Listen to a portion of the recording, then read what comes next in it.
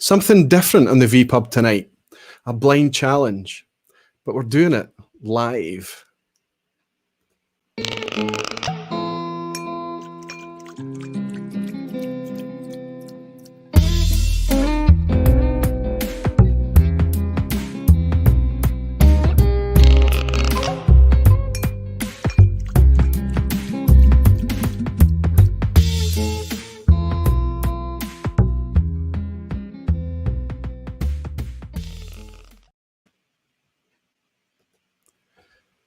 Hello, whiskey folk. Welcome, everybody. How are we all this evening? I fully expect something to go a wee bit wrong tonight. It's looking okay right now. Maybe you can keep us right just now and throughout the evening and tell us that everything is going to be going okay. But there's a lot of spinning plates this side. There's a lot of people in the green room back here. And there's a lot of things that could potentially go wrong. But a lot of you have been waiting for this to happen. There's 141 of you and well over 100 of you before the vPub even started tonight. I'm always super excited to see that support and thank you so, so much. This is the third vPub in December. Not September is the mistake I was making last week. It's definitely December. And we're doing something a wee bit different. This is the closest that you guys are going to get to a Christmas special. It's something that I was kind of playing with for a long time to work out if I could actually do a modified version of the Blind Challenge to bring it to you live. And a few weeks ago, I was able to do a live one in Glasgow, and it worked quite well, and everybody had a great time. And that gave me the confidence to attempt this. So we have 7 participants joining tonight, and I'll explain exactly what's happening tonight and how it's going to be structured and how we're going to try and hold things together. And try and bring to you a bit of a blind challenge.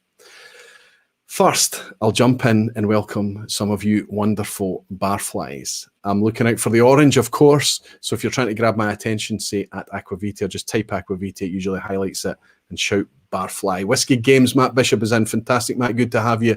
Luna Aaron from Germany, Jimmy Legg from the States. Fantastic to see you in, Blair. Prime Whiskey is in. Hello there. Good to welcome you in here again. Macallan Fine and Rare is saying July, question mark. Orbisphere is in. Fantastic, Orbisphere. Good to have you. Greg's Whiskey Guide from France. Wonderful to have you again, Greg. Scotty S is here. The Alchemist. He's in the chat with you guys, and he's also in the green room here with me. You'll see Sevi a bit later.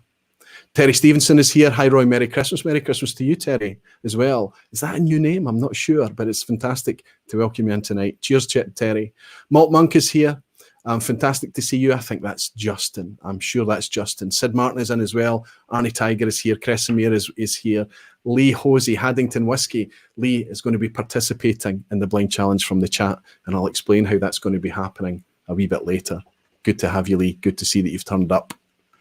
Gixer Skipper is here. Good to have you, my friend. Zofer 1920, that looks like a new name. Very nice to welcome you in here. Daniel Vermaas from Hungary, you star. Great to see you in. Just as the chat jumps. Sorry, I know I'm going to miss a lot of you tonight. Rico Denner is here as well. Peter Wilcox, Andy C from East Kilbride just down the road. Tony Evans, you star. Jens Roger Christofferson. Alexandria again. Donner Pass Whiskey. Steve Whiskey Brer. Richard Hall. Just so many of you in. I'm going to try and dip out in between times and try and connect with you throughout the live this evening so that it's not all kind of absorbed and focusing on other people blind tasting whiskies and trying to figure out what's in front of them. Let me take a wee sip and I'll explain how I hope tonight is going to go.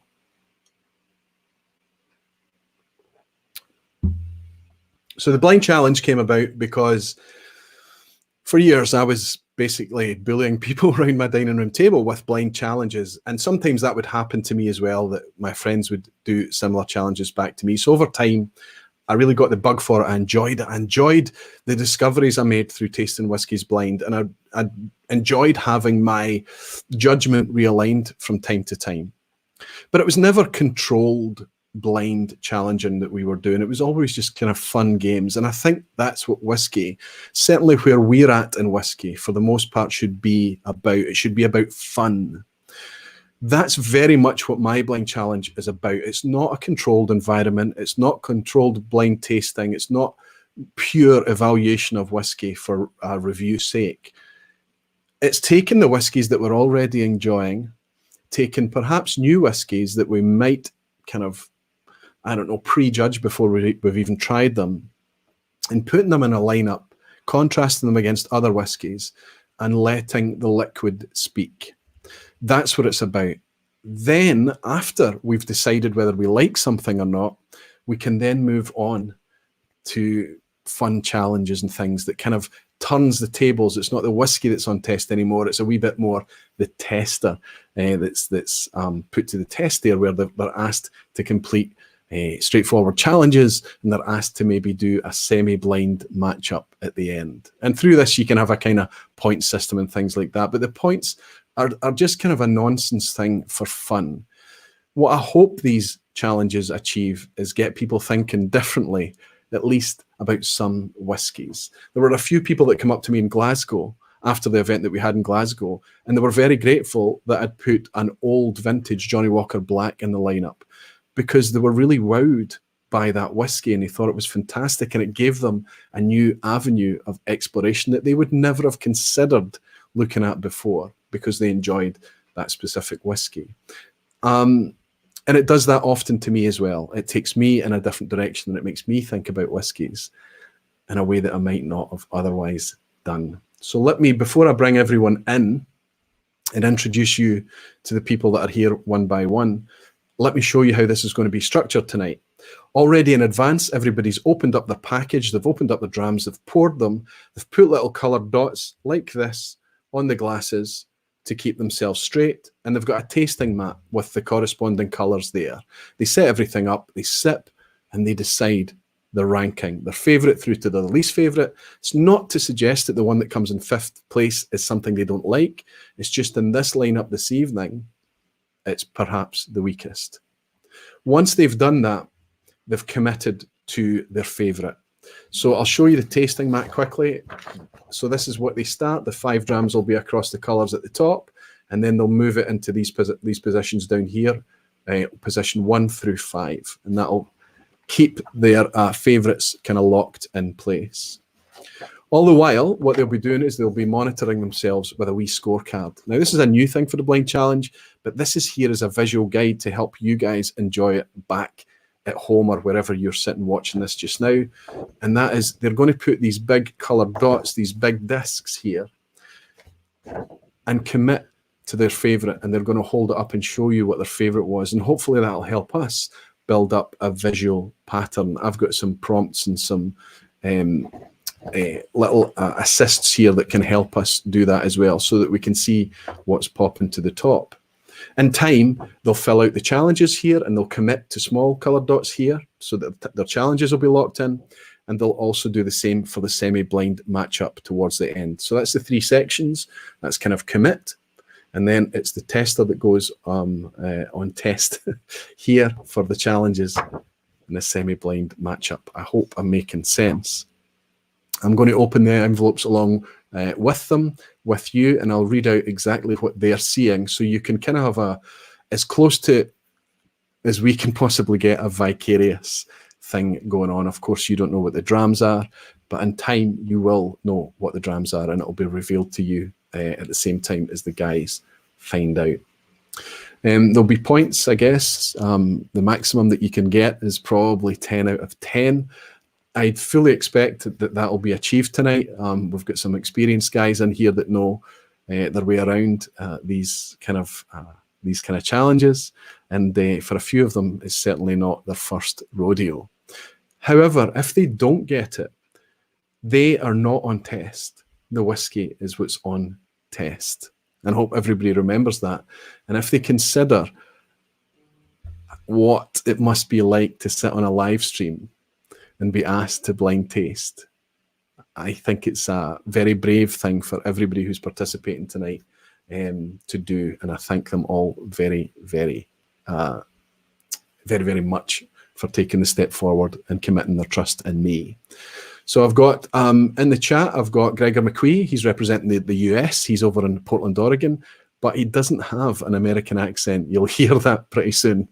I've also got Jason editor-in-chief. I don't know how he refers to himself. I'm sure he's not a guy for titles, but we've got Jason Julia, who runs Malt online, Malt Official. He is on social media, and he's participating with us live tonight as well, alongside Whisky Geek Ben Clarkson. I know so many of you enjoyed the show I did a while back with Ben when we discussed putting E150A in colour, and I'm really delighted to welcome Ben and his canny thoughts and analysis back onto the show again. In the background as well, and I'll dip into these guys as well, supporting, we've got Sevi the Alchemist, Scott Monroe, Kilted Moose, and we've also got Vin back there as well. And these guys I'll be able to just bring in from time to time as a summary, and they'll be making sure, they'll be keeping tabs with you guys in the chat and making sure that everything is running fairly smooth. I've just had a super chat in from Jonathan Flowers saying, love this concept, so much fun. I'll raise a glass, Jonathan, and say thank you for your super chat, and I hope, my friend, that that is correct. I finished the last of my sample. It was a sample sent to me by my friend Radek. He sent me, that was a Macallan Terra, which I believe to be a travel exclusive Macallan, 43.8%. Actually quite an enjoyable dram, certainly a decent dram to start things off.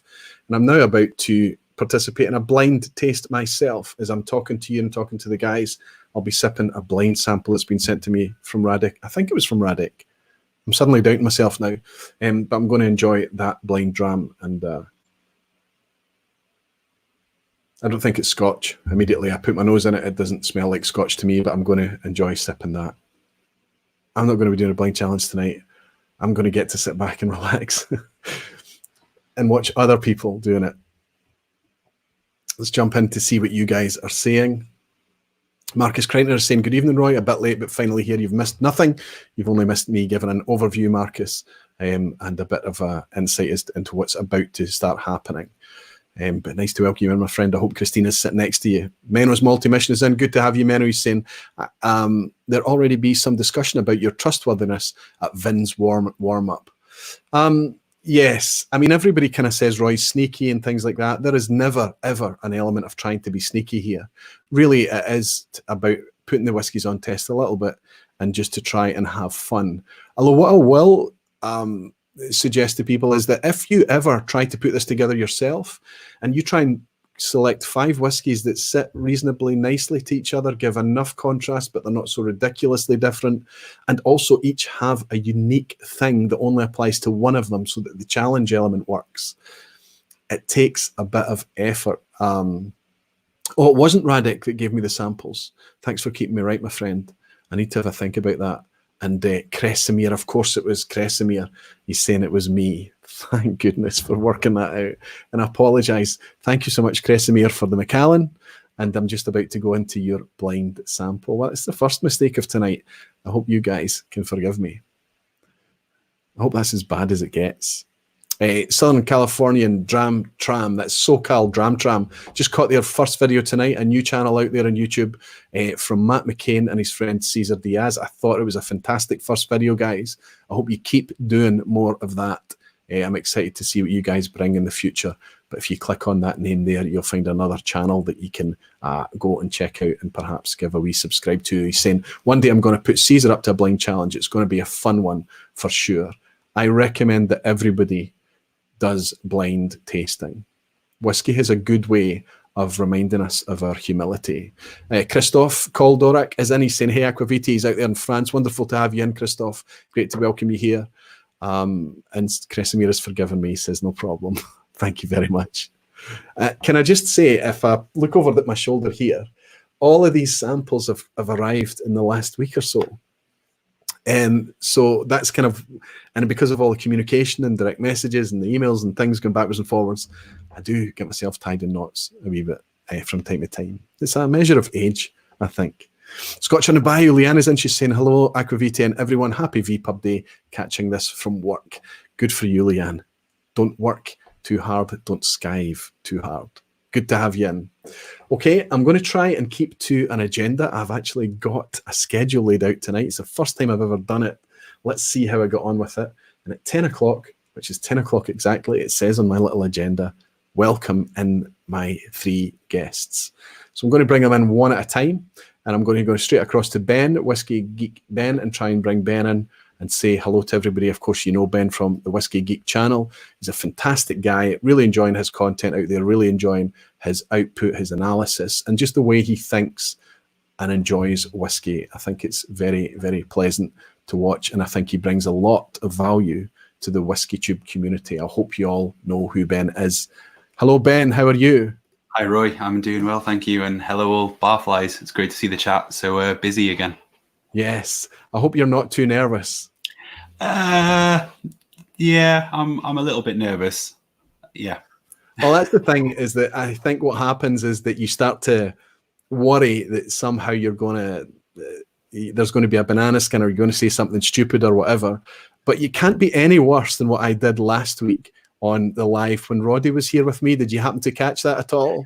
I in and out. I think I caught the moment I'll you're just talking tell about. Everybody that by the third blind dram he poured me, I don't know if it was the third, maybe the second or third, but certainly the third blind dram that we had enjoyed that evening, it was under the radar whiskies. And I put my nose in and straight away got a blast of funk and sulphur and things. But it was a bit of an in-joke that I was going to ask, is it a Speyside to everyone? Because you either include or eliminate 50% of the whiskies with that question.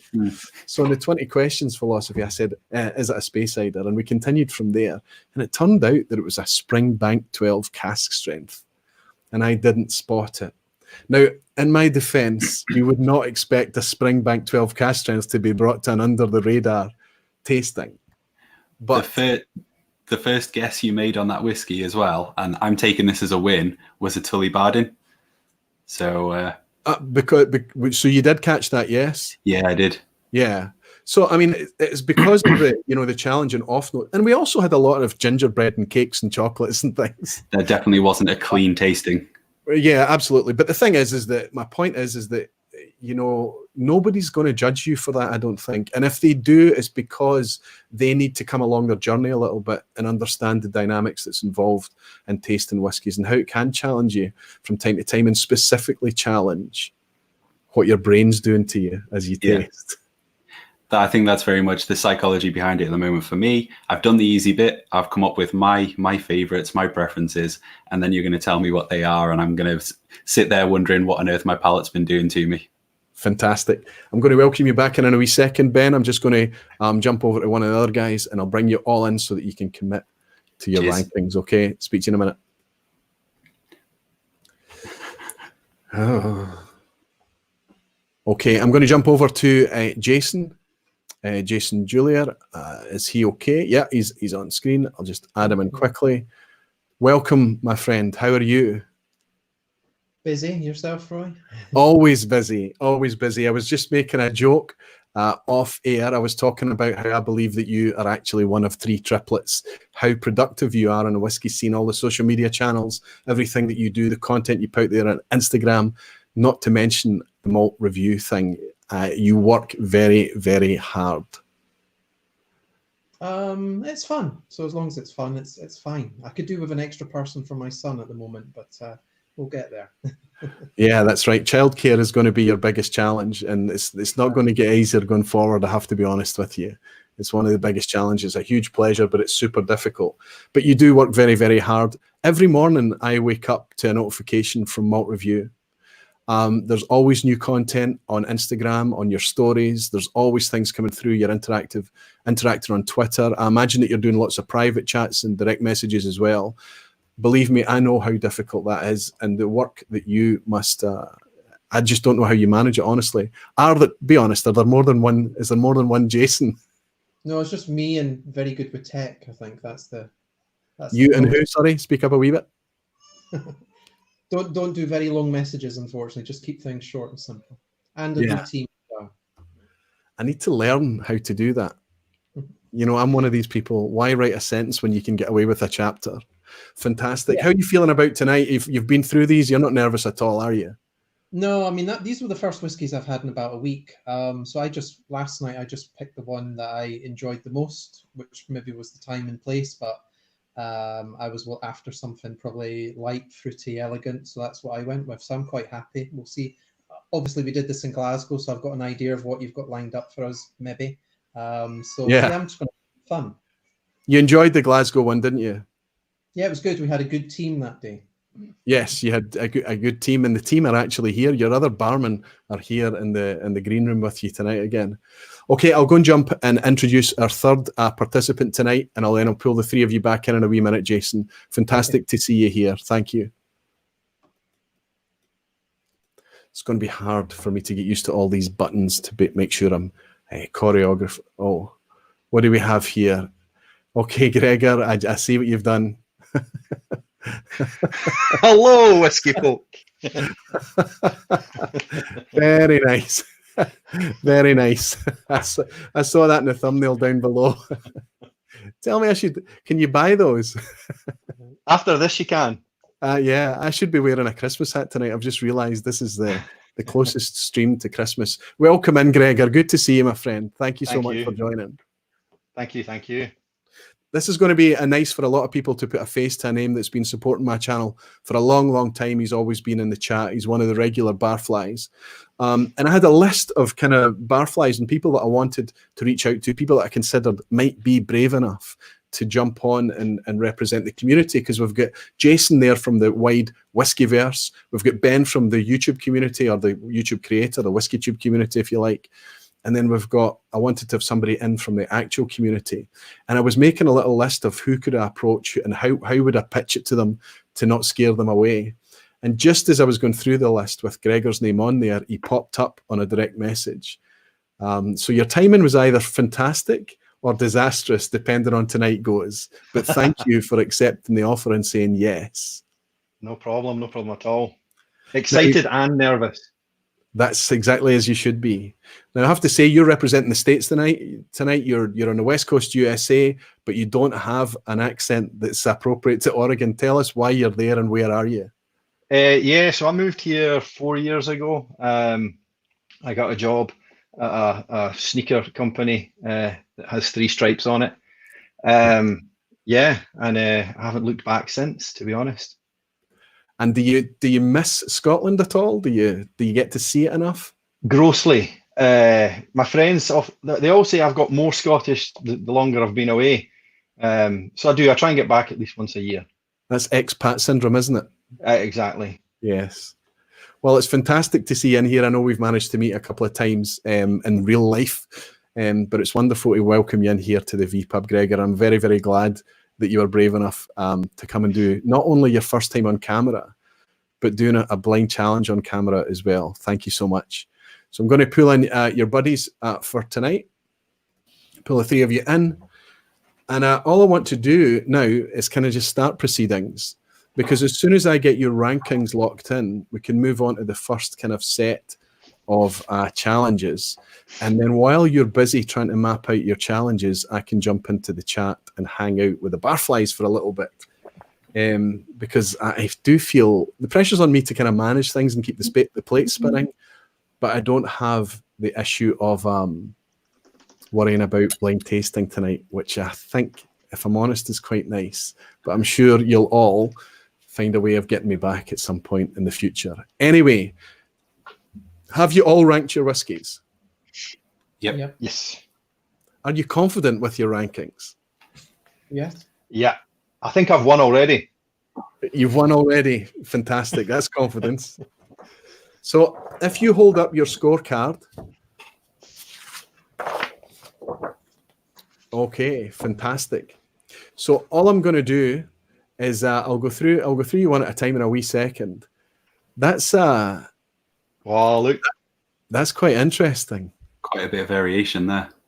That's quite interesting.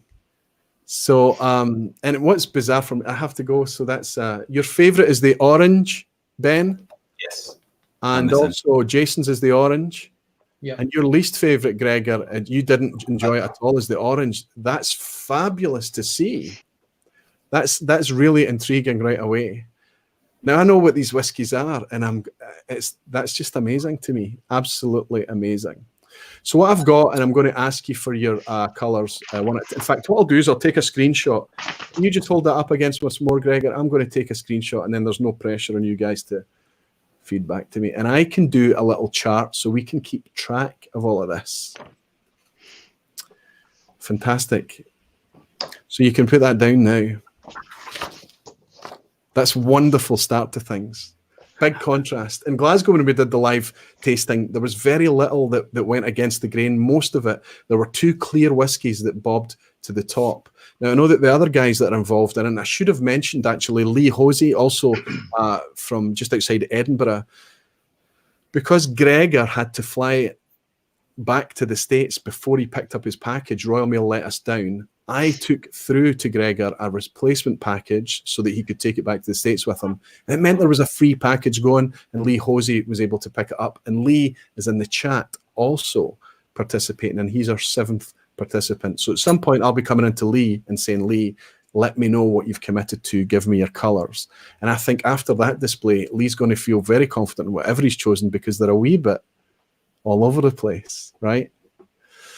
Okay, I'm going to do a quick screen share as I ask you guys to, I'll try to bring this into this. Yep, that kind of works. Fantastic, that's working. So what I'm going to ask you to do now is open your first envelope, which is your challenges. And what I'll do, everybody's got their stickers on the scorecard, so nobody can change while we start the challenges. So this is what the guys get, a piece of paper with the challenges on it, but you'll be able to see what the challenges are here, and we'll run through them together. Challenge number 1 for you guys is find the dram from the new 21st century distillery. Specifically, what I'm looking for is a distillery that started pouring this century, since the year 2000. You'll notice that new is in inverted commas. Don't read too much into that. But as you know, so many of these distilleries may have existed in some other shape or form in the past, and I just didn't want to get into the technicalities of that. But we're looking for something that was made in a distillery that's been created this century. Challenge number 2, find the non-Scotch. All of you are sipping something that is not Scotch whiskey. Gregor's put his nose straight back in. Challenge number 3, find the budget £24 bottling. Hand on heart, you're sipping something that I walked into a local supermarket and paid £24 for and put into this lineup. Number 4, find the Islander. There is only one of the whiskies in your lineup that is from an island. Finally, find the 25-year-old premium whiskey. Any initial thoughts before I leave you to go off and contemplate? Couple of ideas. Good, Ben. Jason's nodding confidently. Yeah, I've got a couple ideas, yeah. And Gregor? I've got a few. The non-Scotch is throwing me straight away, though. Fantastic. That's fantastic. Because I know you're very much wrapped up in a Scotch world right now. Mm. I know you like your stags and you will occasionally try a couple of nice bourbons. So you have got your eye to the world, but that would be nice if you were intrigued by a non-Scotch tonight. Okay, guys, that is your 5 challenges. I'll bring them up from time to time just to remind everyone. What I'm going to do is I'm going to let you go back and contemplate your challenges. I'll quickly pull in Sevi, Scott, and Vin and see what they've committed to. Good luck, folk. Speak to you in a minute.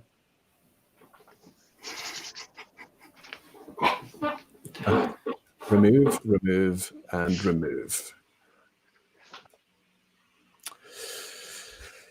Okay, so there are the challenges. What I need to do is to get Lee Hosey to commit in the chat and just tell me colours. Just tell me red, blue, green, 1 to 5, and let me know how you've ranked them, Lee. And I'll include you in the little document I've got here so that we can keep track on how the whiskies are doing visually. Let's bring in the other boys. Let's bring in Scott Monroe. Let's bring in Vin, and let's bring in Sevi, the Alchemist. Now, 2 of you guys, actually, no, only one of you guys, the whiskey folk are seeing you for the first time, and that's Sevi. This is your first time on camera. For Vin, everybody knows Vin from No Nonsense Whiskey, and Scott Monroe Kilted Moose. I had the pleasure of Scott's company. That was quite a while ago now, Scott. That was the start of last year for Ralphie's 100k celebration. You joined me, so you've been with me before. And it was utterly terrifying. Thank you, Roy. Yeah. Welcome, Vin, and welcome, the Alchemist. Welcome, Sevi. Hello, everyone. How are we? Are we nervous? Yes, very nervous. Absolutely. I think the Glaswegian term is bricking it, but I don't know. Is that Bricking it. Laying bricks. Fantastic. Absolutely. But, now, Vin's been through this a few times before. How are you feeling, Vin? Well, I mean, idiotically confident is probably the way of saying it. But just so you know, I've got Lee Hosey's order. He's put it into the chat. So grab a pen for me. I tell you, you can give me that now if you want. Yeah, happy to. It's first is green. He's green first. Yeah. Good. Then he's gone orange second. So that's the other guys seem to like that orange one, right? Okay. Yeah, that was my least favorite. Yellow third. Good. Blue second to last. And then red. Wonderful. That's Lee locked in. Thanks, Vin. Thanks so much. So obviously what I'm going to ask you guys now is just so that I can grab that same screenshot is just to hold up your colours that you've committed to. I'm just going to cover up my challenges because I've already done some challenges. Okay, good. Wow, they're really all over the place. This is absolutely fascinating. I would go as far to say this is wonderful to see. Really is cool because I had a suspicion, and I think this proves the suspicion. Two of you guys were in the blind tasting along with Jason in Glasgow a few weeks ago, and we did it live in a room, and it was split into teams, and there was not a lot of conferring going on from table to table, but there was a lot of leading each other happening around the individual tables. I think I had a feeling, and I think there was chatter going on that was getting picked up around the room, and there was a little freeze-on of excitement over certain whiskies, and I wonder if that led the dynamic, because in the one in Glasgow, there was the orange and yellow, you'll both remember, came clearly to the top for many, many of the tables. Right? Absolutely. But you're all in your wee bubbles tonight. You're all completely isolated. And I think that's happening on these colours. I've got Justin Adams on speed dial, actually, because he's my main man to help me out with this. And, you don't have your running shotgun. You don't have a Malt monk, Justin Adams. You don't have him today, unfortunately. You're having to do this on your own. You were team captain, and Justin managed to pick all of the drams in the one in Glasgow. But that's amazing already, guys. How are you feeling about the challenges? Okay? Terrified. Yeah. Terrified. I think I've got one. Sort of. I'm okay. Got one. I think I've got the non-Scotch. That's the only one that I think I can place, but it's probably totally wrong. But good. Hail. Don't share it with us quite yet. Okay, I'm going to let you guys get on and concentrate on your challenges, and I'll build up to that again when I pull you back in and ask you to kind of commit and just get a summary like this again a wee bit later, and I'll drop in to talk to the folk in the chat. Thank you so much. Vin, can also say a huge thank you to you for running that really cool session on your live stream beforehand and kind of just helping to build up, because the time consuming part of it is actually laying out and pouring those whiskies and interrogating them. All of these guys got to do that quietly off screen. You did it for me while you were running a live stream. You're a trooper and a true friend. Thank you, buddy. No problem at all, mate. I mean, kudos to you if it was your idea. I just emailed you and said I'm going to go to live before you. He's like, I'm going to send you some whiskey. I was like, okay, let's do it. Be careful when you email me. I'm always going to rope you into something, right? Okay, guys, good luck. Thank you, Roy. Speak to you soon. Cheers, Roy. So there we have it. That's amazing already. So what I'm going to do is I'm going to attempt a bit of a clunky, ugly screen share. And I'm going to try and grab these two screenshots I took, hoping that it worked. Right, if I put this over here, I will come back to the chat very soon, but I'll help you and you can see this with me. I've now got everybody's colours locked in and we can add them into this. So let's do a screen share now.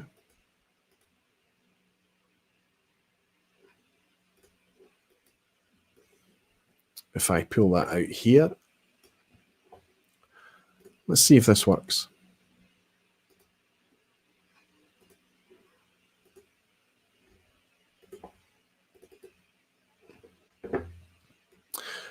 And what we can see is a visual of everybody's guesswork.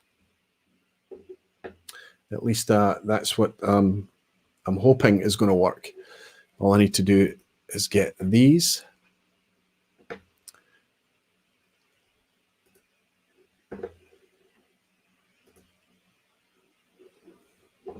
The screenshots that I took. Excellent. And we can pull them in one at a time. So Ben, let's start with Jason. Jason went for orange first. Quite an interesting one. Yellow next. Really cool. Then he went for blue. Wow, he just did it in the order that these are in. Look at that. So this isn't going to be very tidy, but we'll start to lock them in. Ben went for orange also. Quite interesting. Then he went for blue. Then he went for red. Green and yellow. Great. Then Gregor was blue. So blue's getting better as I go through from person to person. Then yellow. Then red, green, and orange last. Wow. Really, really, the first three guys all over the place already, as you can see. Quite incredible. And then if I pick up the same from the other guys, if I go to Vin, he liked the green one best. Super interesting. Then red, then yellow. Orange was his last, and he was second last on the blue. Scott Monroe liked the yellow best. And then the red. So you can see this is incredible. This is incredible to see this building up here because I really didn't expect this. Wonderful. Blind tasting is fascinating. Finally, Sevi agrees with Gregor on the blue. And green next. And then orange. Then yellow. And then red. Now, I appreciate that's not very tidy, but we'll come back to that from time to time. And this will be our way of just kind of... see if I can stop that screen share now. There we go. It's all over the place. I was hoping that we could draw some form of kind of pattern like we did in Glasgow, but as I said already, maybe it's that the room was being led. There were people leading each other. Very, very interesting. Now, what's interesting to me is that Jason and Ben clearly are enjoying this orange one.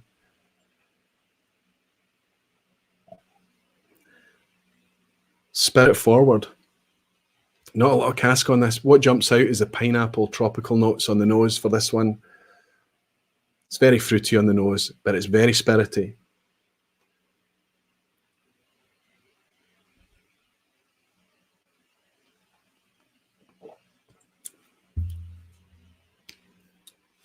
And I can kind of understand why Jason likes this, because I know Jason's favourite kind of whiskey is something that's still got a lot of distillate voice intact. The cask hasn't been overly dominant. He prefers quiet ex-bourbon casks, very much like I do. So I can kind of see why he'd go with that. The red seems to be middle ground or kind of sitting at the end, towards the end.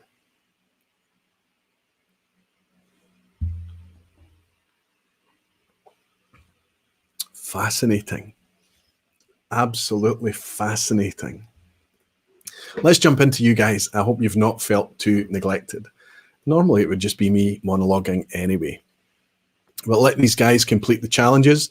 Just going to check in with Lee Hosey or Haddington Whiskey. I'm not sure who he's actually logged in as tonight. Give me a thumbs up, Lee, to make sure you're okay and you're doing all right. Obviously, I need to remember to jump in and get the challenge results from you as well, because I think it's nice that we have everybody's commitments in there and see how we're all getting on. The whiskey friend Alan is in saying, just finished emptying the studio here for the night now, fella. Good to welcome you in, Alan, and congratulations, my friend. I'll raise a glass to you on getting past that really, really tricky thing to do in the Whiskey Tube world, 1,000 subscribers. Alan, the whiskey friend, well done to you, my friend. Slancher. Travis Suders is in as well. Travis, fantastic. Been far too long since I've been able to join live. Aqvavitae, what are we drinking? We're doing a blind challenge tonight, Travis. Wonderful to welcome you back in. I've got another 7 guys in the chat with me tonight, and they're all sitting with the exact same blind challenge in front of them, and we're just seeing how they're all going to get along with it. Lee Hosey is in there, and he's saying, doing good, Roy. Fantastic, Lee. I hope you're enjoying it. I hope that this is fun for you to be doing from the chat as well. Texas Whiskey Life is here. Fantastic. Good to see you in, guys. Finally catching a bit of Aqvavitae life for once. It's always here on the replay. I know it's difficult for you guys, especially with the time zone issues. It's always wonderful to see when you can catch the live. Lee Hosey Haddington Whiskey is already saying that he's picked his challenges. He's ahead of the game. Danny is saying, cheers, Roy. Good to see you, Dan, in Kearney, New Jersey over there. Wonderful to see you tune in from time to time, my friend. And good to welcome you back. And cheers to you too, Dan. Whiskey Weekend Dram is in. Saying thank you for this great challenge. And follow me on Instagram. Just for my challenge. There's lots of you in here. And because of the names, you know, the pseudonyms that you use on Instagram might be different from YouTube, certainly different from your real life names and things like that. It's hard for me to keep up who actually follow over the different social networks. When you tag me from time to time, if there's any way you can help me and guide me with who you are on the other platforms, that would be super cool. I love to know who I'm following, who I'm hooking up with, and who I'm chatting to. Spiritworks Tom is in. Aqvavitae Roy. I've had someone pull out of the Daft Malt sample purchase. It's on my agenda to talk about this, Tom. Rather than me relist on a Barfly group, how about you run a quick competition for it? Now, let me tell you what this guy is doing because it's awesome. Francis Cuthbert has been trying to come up with all sorts of ways to get Daft Mill into the hands of the masses as much as possible. I don't know what's going on with my wife's PC. I need this to run. Good. Just had a bit of a connection there, asking me for updates. We don't want that to happen. So yes, Francis Cuthbert has been coming up with lots of different ways that he could get people to open their bottles, to share their bottles, because Francis wanted to make a product that people would drink. He didn't want it to be going from one hand to the next for an increase in profit each time. He didn't want it to end up getting polished in a glass cabinet somewhere. He wanted it to be enjoyed for whiskey's sake. He's been saving on to it for long enough. He saved it for 12 years before it got out there into the world. And they come up with lots of campaigns, competitions, exclusive bottlings for bars that would definitely be opened and poured by the dram. Fantastic idea. The Cheers Francis campaign, where you could tag Cheers Francis and have a chance to win yourself another bottle or various things. All of these intended to get people opening the whiskey. Now, Tom at Spiritworks Lichfield, a fantastic whiskey bar I've yet to visit, but every time I hear somebody coming out of there, they say they've had a great time. In Lichfield, Tom has got his hands on, courtesy of Andy Purslow, our baggy, I hope he's in tonight, the mule, on a bottle of Daft Mill. Opened it immediately, and he's splitting it into 5 cl 50 ml pours so that he can share it with as many people as possible and charging them cost. Just cover the postage and that portion of the bottle. He's going to do all the admin, he's going to do all the donkey work, and he's going to put Daft Mill into as many hands as possible, whiskey enthusiasts that get to try Daft Mill. Can I just say, that's a fabulous, fabulous concept. For somebody not to do it not for profit, but just to share with fellow enthusiasts, I would like everybody to raise a glass to Tom Lindsay for his generosity. And that is the reason that I love Whiskey Folk. Well done, Tom. Good for you.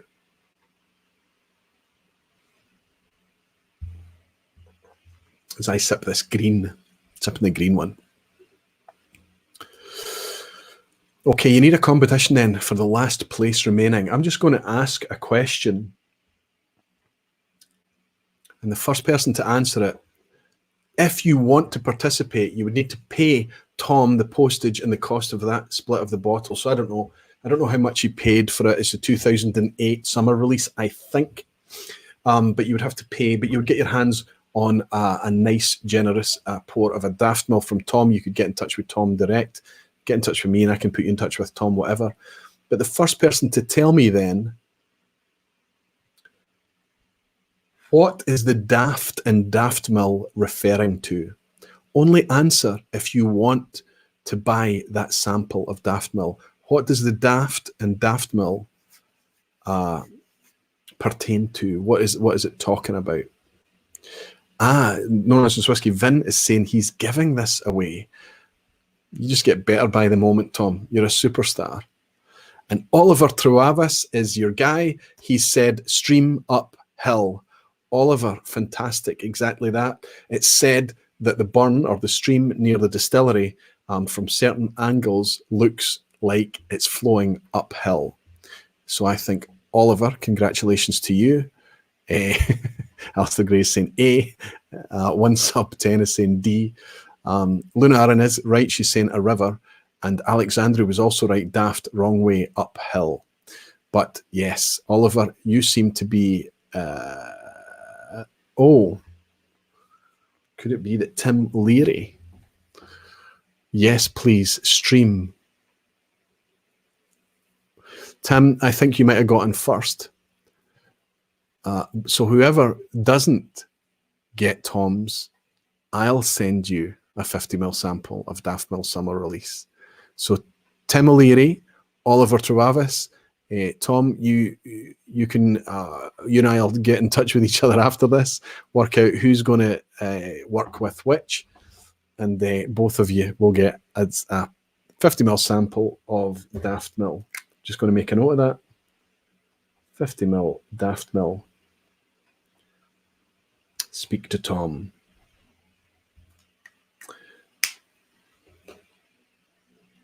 Sorry, my friend, I only noticed, Tim, your comment after I'd spotted Oliver's. Superb. But what a fantastic gesture. I think it's wonderful. Scotty S is saying, sending out samples of Daft Mill 2006 Winter. I opened my bottle. So there's Scotty as well, offering to share his Daft Mill. That's what it's all about. No Nonsense Whiskey saying Oliver Travis confirmed. So there you go, Tim. I'm sending you a sample, and Oliver will get the one from Tom. Fantastic. Looks like somebody's saying hello to Roddy.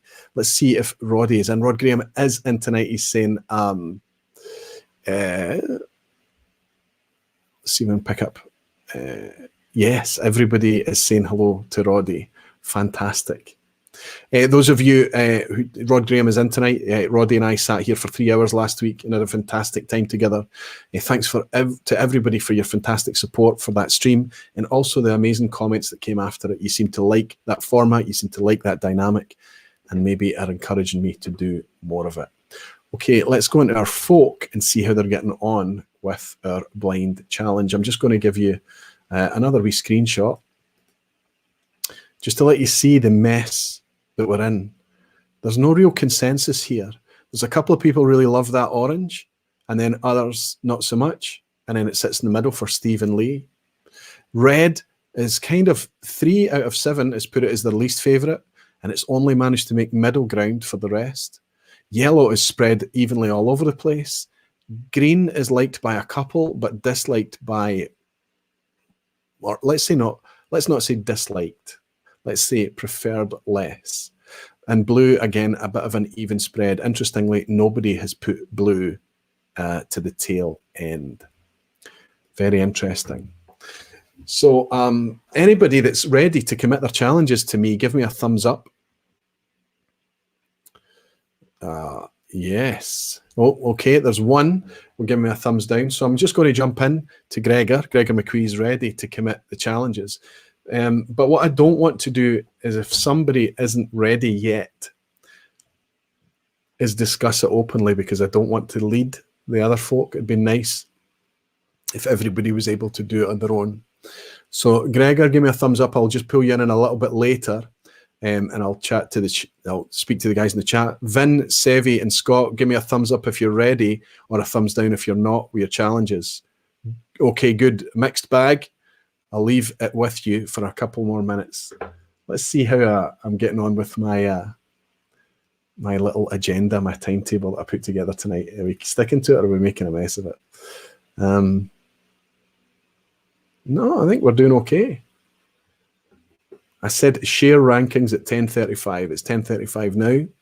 I'm on time, but I'll give the guys a few more minutes. There's no rush tonight.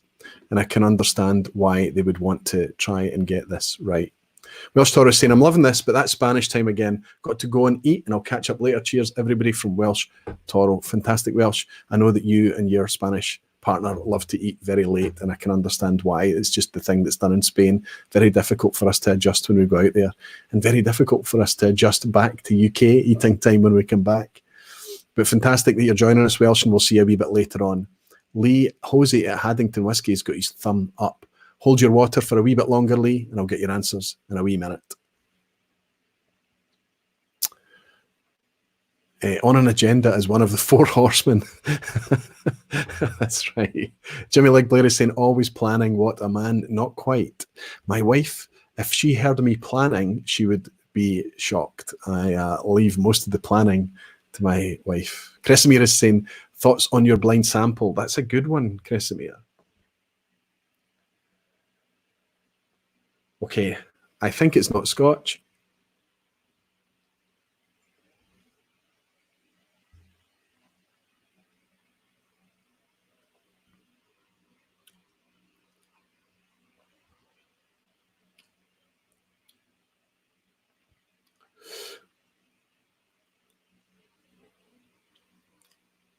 Okay, there's a very so there's kind of there's nice sweetness here. There's lots of floral notes and things.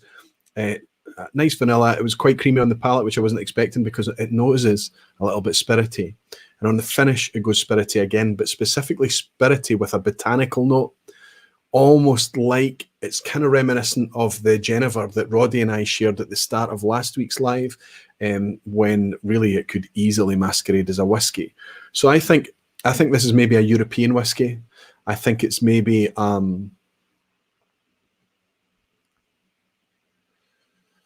45 ABV, somewhere of that order, a wee bit less, 43. Certainly coming across nice and soft.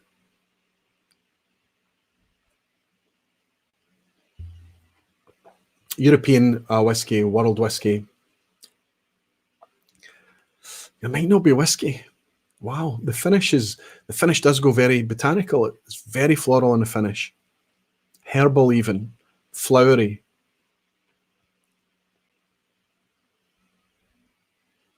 Bourbon cask, lots of vanillas and caramels there. That's what hangs around. The floral, botanical note goes, disappears, and what you're left with is a sweetness. Butterscotch. So, Kresimir, you need to share with me, because there is no clue, there's nothing written anywhere. Tell me, what have I just sipped, and how far away was I? Menos Multi-Mission is saying, Aqvavitae, are you giving us Leeds spoilers now? Absolutely not. This, for me, is a blind sample that was given to me by Kresimir, and I've just shared my notes about that. It's nothing to do with what the other guys are enjoying in the green room back there. Wow, Kresimir is saying, Johnny Walker Blender's batch, red rye finish at 40%. Wow, a JW rye. Do you know I've had this before? I think this was one of the travel exclusives?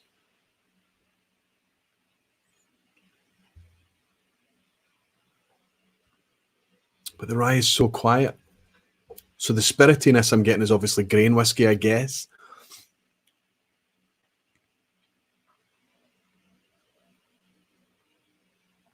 But the rye is quiet.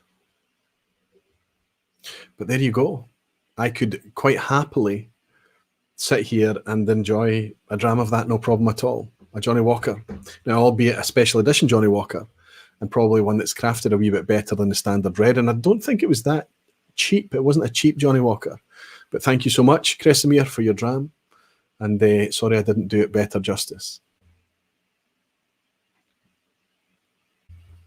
Not bad. Okay, let's go on with the blind challenge. Let's see if I don't want to pressure the guys back in the green room here. I just want to see a thumbs up if you're in good shape. or a thumbs down if you need a couple more minutes. Gregor's ready to go. He's ready to get the trap. Scott's in. Sevy's wavering, but he's got a thumbs up kind of. If I pressure him, he's in. Jason's in. Ben's in. Everybody's in. So let's get folk in. And I'll bring them in one at a time. And I'm only going to ask them to talk about one dram each during the challenge because I don't want one leading everybody else. I just want to ask you all, give me a thumbs up if you have locked in your colour dots on the paper. Gregor, yes. Sevy, yes. Vin, yes. Ben, yes. Scott and Jason's getting his stickers sorted out right now by the looks of things. Fantastic. That's our visual record to see what you've done. I just ask you to hold it up as well. You've made your wee notes and scribbled all over the page, no doubt. But let's go and speak to Gregor and our first timer. My friend, how did you get on? Good. I was reading the chat and there was one that came up and it kicked me off. So I was pretty good on a couple. Yeah, I think we're good. I'm feeling you think you're good? I'm feeling very confident right now. The kind of confidence that only happy ignorance can bring, right? And long may we bask in that. That's right. Okay, tell me, is there any one dram that struck you as not because you love it or just because it's so out there or whatever? Is there anything that's striking you, or maybe the one that you feel most confident about? I don't know if I feel the most confident. I think the most interesting, and then seeing how the others have kind of ranked, would be the orange. Yeah. And I don't know if that's the one you were talking about earlier, but for me, can I talk about what I think about the orange one? Yeah. If all the whiskies I've nosed, there's one that properly stood out as all borderline repulsive to the point that I thought I couldn't drink it. And that was Sexton. And I'm a sherry head. I love sherry. I don't know if it's the sulfur in there or not, but so that I feel like triggered here. It's reminiscent of the Sexton then, is it? For me, yes. Wow. And is it still staying like that? It's repulsing me just as much. Tell me if you get any pineapple or pineapple cubes on the nose. Sure. Fair enough. Fantastic. But you're feeling confident and you've locked it in. Good man. I'm confident I don't like it. I'll be pulling it. I'll be asking you to hold up your wee thing in a second. So sorry, you're a score. My wee thing? Oh, second. It's not that type of show. Let's bring in Ben. Let's bring in Whisky Geek Ben. Ben, how are you getting on? Are you doing well? Maybe. Potential absolute train wreck here, but I've committed. Good. Is there anything that stood out? Is there anything that you'd like to kind of comment on, or anything that struck you at all? I think I know which one orange is. Oh wow, you actually know what orange is? I think it may be on the shelves behind me. Okay, good. Let's park it there for now. So that's interesting. I'm going to be keen. Have you written it down on your scorecard then, I guess? I have, yeah. I've got a couple of little scribbles of my logic going through, and that was kind of, I'm hinging on that one being right because it tessellated out to the others, so it could all go terribly. So you've actually gone beyond the challenge then. You've gone beyond the semi-blind reveal and you've gone straight for a target guess. Which more often than not is shoot myself in the foot. So yeah. It's very rare that it comes off, but when it does come off, you feel fabulous. Good for you. Park it, and I'll ask you about it a wee bit later as I try to pull in Jason as well. Jason, hello. Oh, look how composed he is. He's just calm. Is it like the duck in the water analogy? Is the little feet underneath the water flapping away? I don't know. The last two I had to pick were the budget and the premium, and I'm like, Wow, you're swithering between budget and premium, but that's the amazing thing, isn't it? That's what it can do.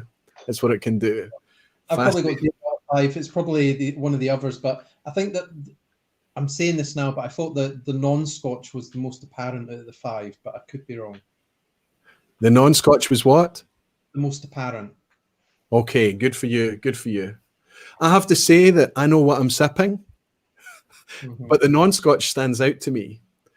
But if I didn't know what I was sipping, I'm not sure that it would. I understand. I've been where you guys are. I know exactly what it's like. But the non-Scotch to me is standing quite quite tall and telling me that it's non-Scotch. But that's obviously, I have the benefit of the knowledge. Is there anything else that of note? Is there anything that's drawn you? And no. I was torn on the non-Scotch. I was between two. And again, my previous bad history with Sexton led me down. So okay, it led me down the wrong path. Okay, good. Fantastic. Well, things are going to become remarkably apparent very, very soon. But I'm just going to quickly jump in to the other three guys and just make sure that they are in good shape as well. So I'll pull you back in a wee second when I do the reveal, guys. I want to see your reactions on screen. But I'll be back with you in just a moment. And I'll bring in Vin. And I'll bring in Sevi. And I'll bring in Scott as well. How are you getting on, boys? Give me a thumbs up if you're confident. Give me a thumbs down. Give me a wavy hand. Yeah, that's normal. That's absolutely normal. It's good fun, though, isn't it? It is good fun. Absolutely, very good fun. Yeah, it is good fun. I find it's so difficult to try and just nail it down to these things. Me too. So. What I think is going to be amazing, boys, is when you see what the drams actually are and see how remarkably different they actually are. And I also believe how remarkably different you perceive these drams as they sit on the shelf, if that makes any sense. Vin, did you manage to make any discoveries or anything of note jumping out at you? No, I was just saying in the comments, I actually think the non-Scotch was fairly obvious as well. But apart from that, they were all pretty much guesses. I think I've got the cheap one nailed down. Me and Whisky Geek were just having a little bit of a, we are not sure about this. There's something about it, something awfully familiar. Okay, good. Very interesting. Sevi? I'm convinced it's just 5 different jurors. That would be an interesting blind in itself, right? It's all the same juror. So Jason's shaking his fist right now. No, sorry. I take it from that statement, then you're not enjoying the drams. You're not enjoying the lineup. No, I am actually. I'm enjoying the drams very much so. The only one I feel reasonably confident on, I would say, is the non-Scotch, because I do like my bourbons and things like that. And I'm thinking, well, I'm not convinced it's a bourbon, but I don't really know. But I'm convinced it's not a Scotch. But I also had a bit of an issue with the fact that of the 25-year-old premium whiskey and the new distillery, I'm a wee bit worried that I've got a very expensive whiskey mixed up with one that's probably not very expensive. But, I can see Scott. I can see Kilted Moose nodding there in agreement. Absolutely, Sevi, I'm with you, fella. I think. I've run out of dots as well. I keep changing them. I just went for them. I went for my dots and put them down. But I agree with you, Sevi. I think there's the margins of error here. Do you know what I mean? There's when you're faced with that, it's so difficult. I have no idea. Everyone's kind of confident with the non-Scotch. Let's lead you a little bit closer to the light at the end of the tunnel. Let's lead you a little bit out of your misery. What I'm going to do is, before we go into this, obviously we don't get to see what you've scored. You're keeping your own score right now. You don't need to share. Just keep a note out of 5 how you got on with the challenges. If you want to, at the end of the challenge, you can share your score. Nobody's going to judge, least of all me. I've been there. I know how difficult this is. But what I want to do is I want to share something with you before I pull the other 3 guys in and do the reveal. I want to share with you what I predicted would be the rankings. Is that a good idea? Yeah, go for it. Yes, go for it. Yeah, absolutely. Okay, I'll speak to you in a wee minute, boys. Well done. Cheers, Roy. Okay, I'll share with you here what I believed. Of course, I need to find the window where it is. I'll share with you here what I believed the rankings were going to be based on my preconceptions and what I thought of the whiskies myself, my own opinion. And I sat and I did this flight of whiskies myself the other night just to kind of confirm this. And it wasn't easy for me. They're so different in terms of profile. It wasn't easy for me, just the same as the challenge the guys are going to have, to decide what my favorite was. It was tricky, especially knowing what they were. And that's an ugly dynamic to have in there. I think it's maybe better and easier if you don't know what the whiskies are to call what your favourite is. But the reason I had difficulty is I am already pre-invested in some of the whiskies that I've shared. Of course I am. That's what blind tasting is all about, stripping that away. But you can see, if I look to see who, probably Scott Monroe is the one that I'm closest to, and we've only flipped around the blue and the yellow there. I'm trying to see if I'm close to anybody else. Not far away from Gregor, actually. That's quite interesting. Just red and yellow is being flipped around. Actually, probably Gregor I'm even closer to Gregor. Interestingly, maybe almost flipped opposite from Jason at Malt Review, and Ben as well. I'm really quite far away, maybe not in the blue. Interesting stuff. Interesting stuff. That doesn't really tell us anything, but it tells us something, and it's quite interesting. I chose that lineup. I knew what I was drinking, and I'm going to share that with you guys. Let's just jump in and see if we've got Lee Hosey in the chat quickly, and maybe speak to you guys. Tony Evan is saying very similar to Gregor and Scott, absolutely. Steve A is saying great to have you in, Steve, always great to have you in. If you give 5 points to first down to 1 for fifth, it's blue, yellow, green, orange, red. Wow, fantastic, Steve. So blue, yellow, green, orange, red. Steve, I should have had you here with me. Fantastic stuff.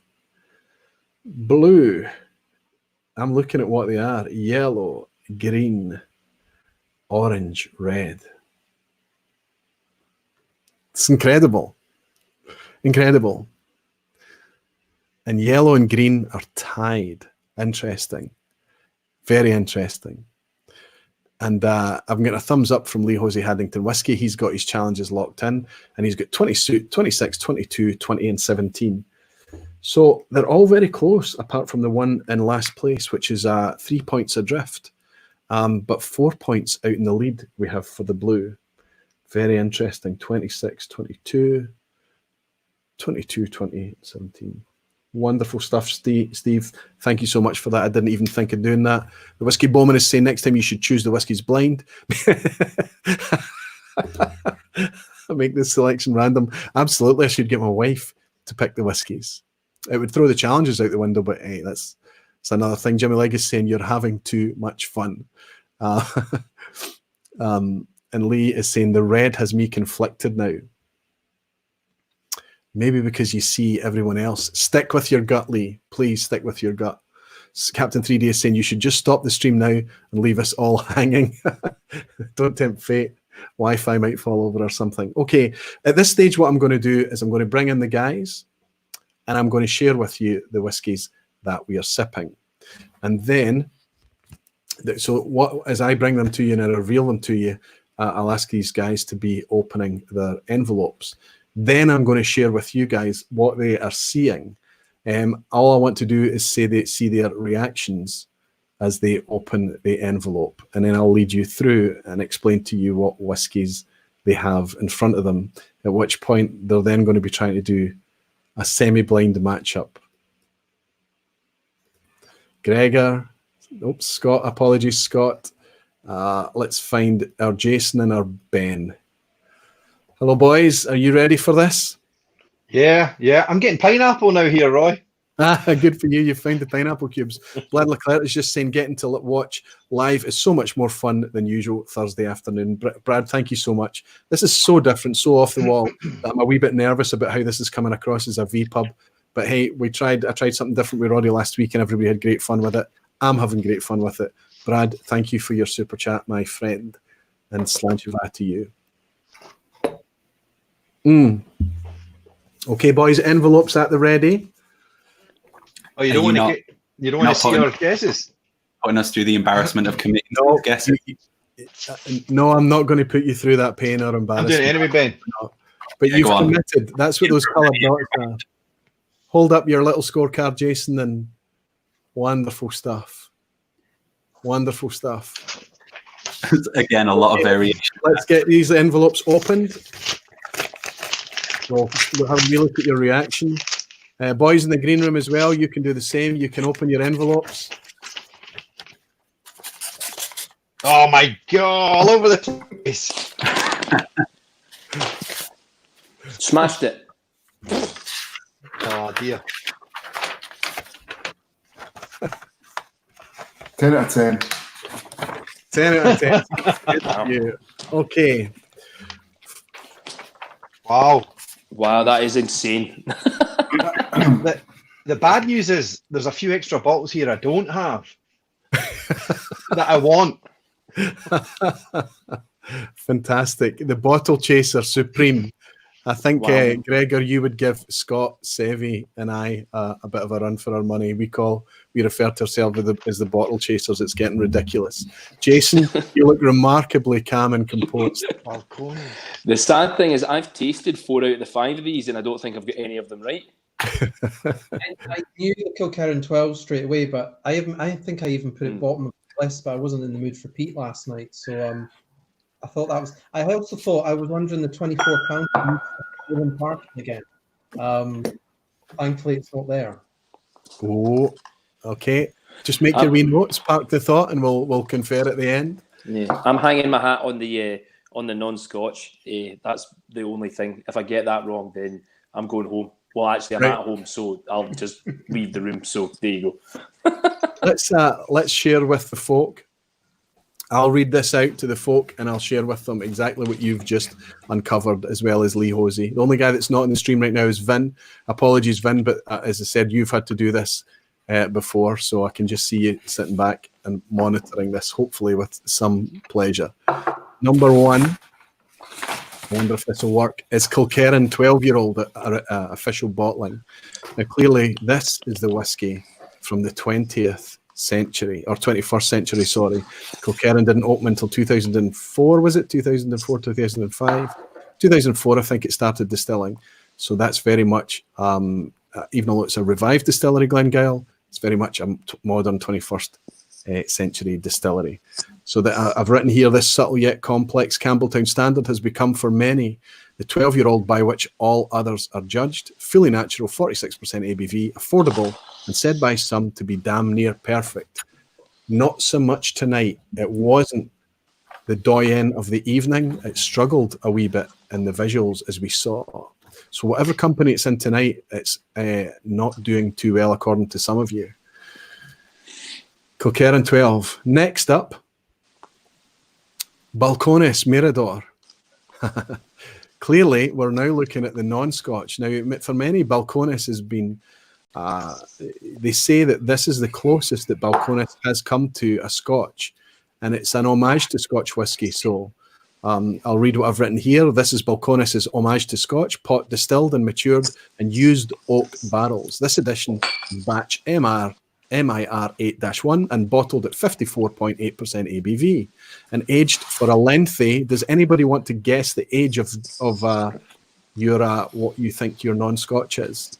You don't know what it is, so it's not fair to ask that, but I'll tell you, it's aged for 23 months. Yeah, I was going to say maybe 26 months or something after the when the Scotch taste dummies were over and the Iron Root was it the Iron Root? Yeah, 17 months old Iron Root, right? Wow. So we're in this lineup. We've got a Texas mature 23-month-old whiskey. Quite incredible.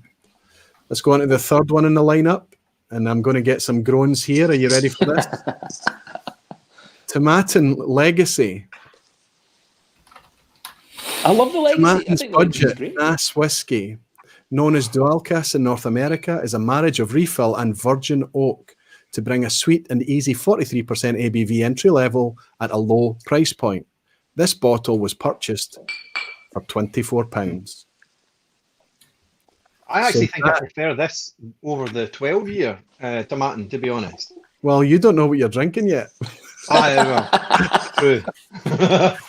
Well, it's don't very want interesting because the Tomatin Legacy was in Vin's. But Vin was the first ever official recipient of this challenge. It was quite a huge leap for him to take, to trust another channel to give him a blind challenge and ask him to record it and then let the other channel edit it. But he went with it, and I'm forever grateful that he did do that. And this is kind of an homage to Vin. because it was in that lineup. And in that lineup, he was raving about it. It'd be interesting to see how he scored it tonight. Anyway, let's move on to number 4. Mortlach, 25-year-old Gordon McPhail Distillery Labels. The Beast of Dufton, okay? This is Gordon McPhail's premium licensed bottling of Mortlach at 25 years old. It's filled into G&M casks and bottled by them at 43%. And while it's hardly cheap at £180, it's about a third of the price of the official Diageo release at that age. It's about £500 to £600 for Diageo's official Mortlach 25. You can pick up this G&M one for about 180 or so. But this, folks, you're looking at 25-year-old Mortlach as your premium whiskey. And let's look at the final dram. Arran, 18-year-old official bottling. Part of Arran's official new revamped lineup, this 18-year-old is fully natural and presented at 46% ABV at a fairly reasonable price point. Has the rebranding had any effect on the quality of the liquid? So there we go. I'm going to let you guys fade into the background. I'm going to speak to the chat, and I'll let you try and complete your semi-blind matchup. All the envelopes are open. This is your lifeline. This is your last chance to do some matching and save some face. Thank you. Roy, all. can you send over some more samples? I'm running out of whiskey here. It was quite light, wasn't it? 3CL pours aren't really that big, and I forgot to mention that at the head of the stream. You don't have a lot of whiskey. Hopefully you can eke it out to get through, get over the last hurdle. And I'll speak to you all in a moment, boys. Thank you so much. As I say that there, as I say thank you, boys, I realise that there are no ladies. It would have been quite easy for me to reach out to a lady participant and see how that would have happened. I think if I ever do this again, I'll be very certain to try and do that. We do have enough of them watching, and a lot of them are very active, and I'm sure they'd be up for doing it as well. Mose has just brought me a virtual dram. He's saying, wow, what an epic blind challenge. It looks so as much fun as it might be stressful. Cheers, Roy. Mose, thank you so much. I'm so glad that you're enjoying it. The one I'm sipping just now is the blue, and that's all I can tell you just now. But Mose, Slanchava, and thank you for your virtual dram.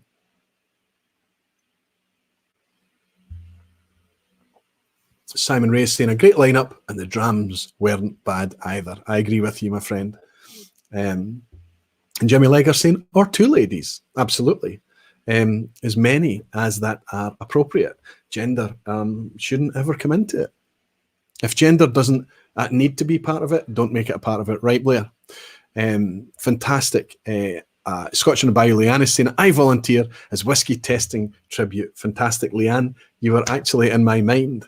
They've got you, we've got Luna Aram, we've got Gillian Barker, we've got so many ladies that join in, and you're starting to become more and more active in the comments as well, and encourage more and more of it. Tabitha Adams as well, or all ladies. Maybe we could have an all ladies challenge, but that would go against exactly my thing, is gender doesn't need to be a part of it, don't make it a part of it.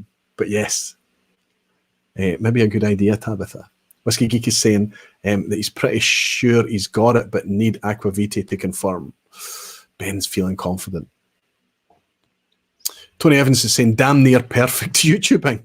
Well, Tony, you can hang out here anytime, honestly. Daniel Vermas is saying, put Luna Arran in the lineup with 5 Arrans. Well, there is an Arran in here tonight. I wonder if she'd have picked it.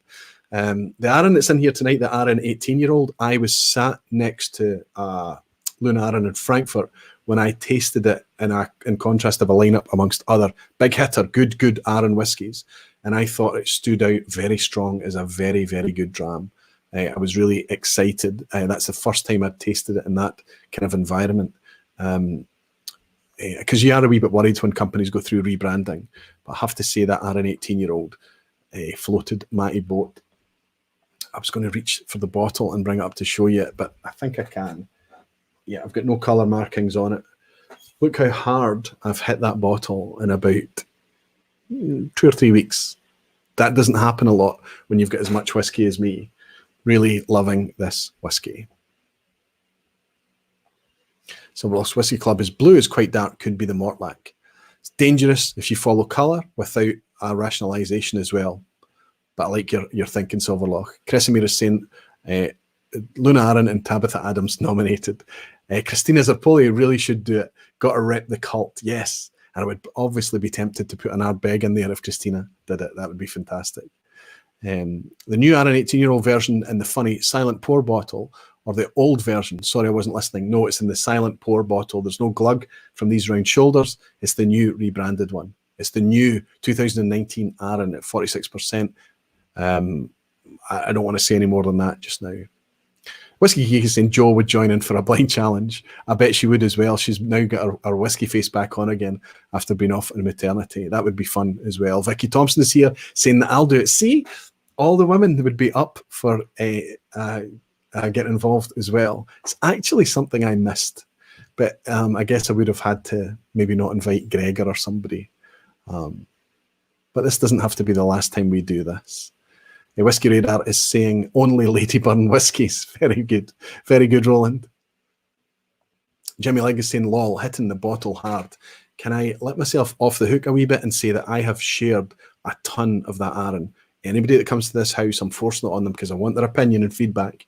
And I've sent out a ton of samples, not least 8 bottles for this blind challenge. But it's not common for a bottle to get hit as hard as I've hit that.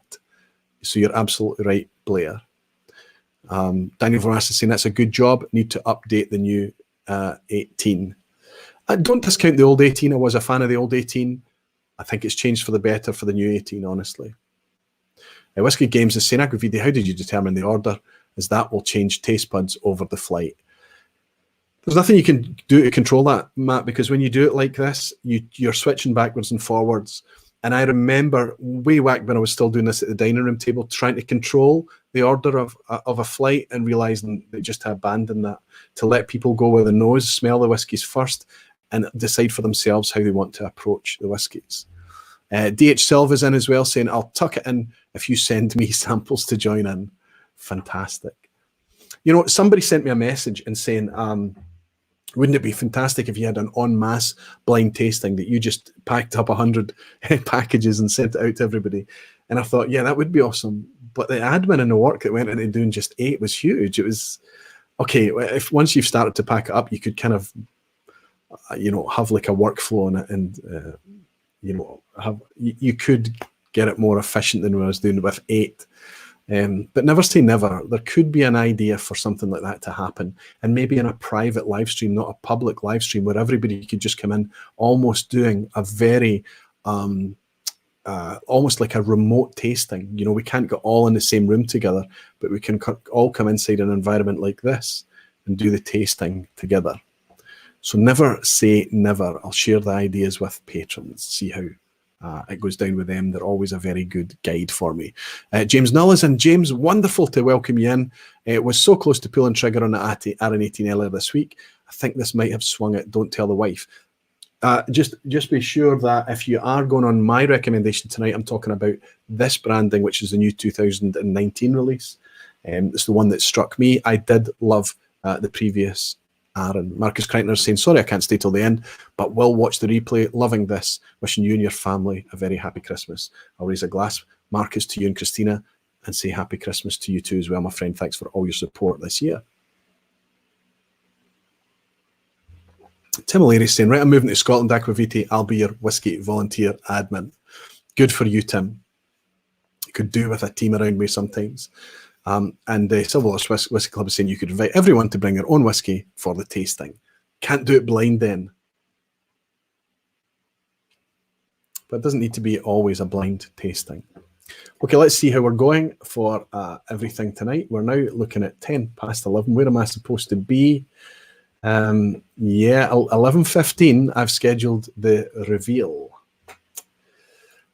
Can I have some thumbs up from the green room, please? If you're feeling confident. Jason, confident. Ben, confident. Sevi, not so confident. Vin, super confident. Boldly confident. Let's bring Vin in for a minute. Let's hang out with Vin for a second. That was confidence. That was a double thumbs up there. Idiotically confident. I'm so sure that it's unreal, and I'm going to be so pathetically wrong in a minute. So have you filled in your last section on the scorecard with the wee coloured dots then? Yeah. Yeah, done it. I've done it all. Yeah. Yeah, I like it. I love the confidence, buddy. Do you like that I put in the Tomatin Legacy? Yeah, I think the funny thing about it is nobody's keeping track apart from you, but I put it second best in the first one. That's right. I think I might have put it last here. Wow, super. If I've got it right. Super interesting. I'll say that the only thing that beat that Tomatin Legacy in that blind lineup was a 27-year-old Linkwood in that first ever blind challenge that we did. Food Quick was the first guy I sent the blind challenges to, but we tweaked and refined it a lot for us to start doing this format. Is what we're doing tonight is much closer to the format that you did. But what I will say, and I can't say this enough, depending on what whiskies that you sip it alongside, will either elevate it or diminish it. And it's not necessarily in terms of quality, it's in terms of how your palate is interpreting the whiskies at that point in time. I hope that makes sense to you. So the lineup that you had, the Tomatin Legacy, might have been more flattering towards it, but also it was almost 2 years ago, as you quite rightly pointed out. And to my palate, this Tomatin Legacy to the one I shared with you back then is remarkably different, if I'm honest. But I can't put that down on the whiskey. I always have to remember that probably the biggest variable is what? Us. Yeah, I mean, we like some people say we don't change over time, but we definitely do. Absolutely, we do. If you can go from not liking peat to loving peat, not liking bourbons to loving bourbons, if you can adapt and change like that, you've completely morphed your palate. You've completely morphed your preferences over time, and that happens subconsciously. It's not always a decision, a focused decision. Thanks for joining in, buddy. How long can you stay with us? When do you have to pull a parachute on us? Well, she'll kill me for saying it, but I can already hear my wife snoring in the next room, so I'm trying to be as quiet as I can now. Okay, good. So you might be able to hang out a bit longer. Good, fantastic. Thanks so much. Okay, let's get on with this reveal. Can I see anybody that's not got thumbs up? Sevy's good now. Scott's good. Just Gregor's good. Okay. Let's pull the boys in. We've got Gregor in, Jason is in, and we've got Ben. Whisky Geek is in. Are you upset with me, or are you okay? I don't know the answers yet. I'm good. I got a little confused as to what the numbers were, so I just assumed that the numbers were in the order Descending on the order. sheet. Okay. Do you know what I mean? Cool. Well, that's what the scorecard is there for, to keep you right. All I want you to do is at the semi-blind matchup, you can write here. Let's imagine you say number one is Mortlack, and you put a little coloured dot next to it. That's all it is, just to keep you in right. But as long as you keep track of your own score, I'm not interested in the bits and bytes and going in and analysing all of your individual results. I'm more looking for summaries from you. What took you by surprise? What did you get wrong? What did you nail? All of that kind of thing. Okay. So I'm wondering how to manage this. Obviously, Lee Hosey is just sitting in the background doing this in the background as well. I'm hoping that Lee is at a point that he feels like he's matched up his drams and he can just share his score, and we'll just trust, obviously, that Lee is giving us the honest score. It'll be interesting if he comes in with a 10 out of 10. But so many people in the live tasting in Glasgow managed a 10 out of 10. Honestly, genuinely managed it in front of their peers and fellow tasters. So, and Jason's nodding because he was one of the guys. He nailed a 10 out of 10 in Glasgow. I would love you to pull it off again tonight, Jason, but I think that you're not looking as confident. 6 or 7 I'd be happy with. I mean, I knew the Kilkerran. I think the Tomatin, the Arran I reviewed, so I knew what that was like as well. It was picking up that Gordon MacPhail one was the tricky one, I thought, to me. Okay, good. Fantastic. Ben, you feeling confident now? No, let's not say confident. I think I've made the best of my insanity, so fingers crossed. Fantastic, because you see Vin is just so boldly confident there, right? And then we've got Gregor. And I think I've only drank 2 of those 5.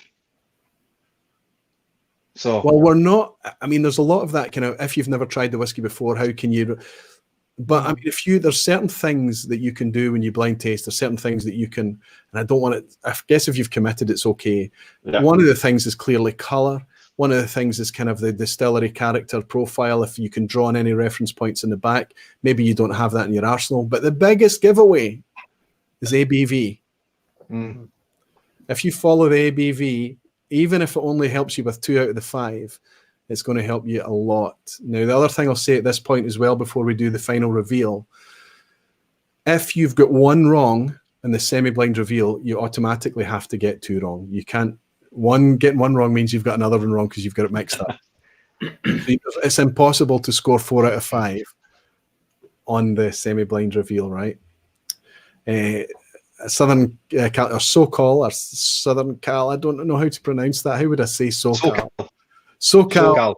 Thanks, Gregor. SoCal? Yeah. SoCal Dram Tram, my friends Matt McCain and Cesar Diaz over in Southern California, is saying, been in and out of the chat due to work, of course, because they're the same time zone as you, Gregor. But we can't wait to catch the full replay. Cheers. Thank you, boys. I'll raise a glass of this green, and I'll share with you what this is. I'm raising to you very soon. Slancha boys, thank you. Okay. What I'm going to do is I'm going to hold up the bottle and then tell you the colour. Okay. And I'm going to pull in another couple of boys. I'm going to pull in who to pull in here.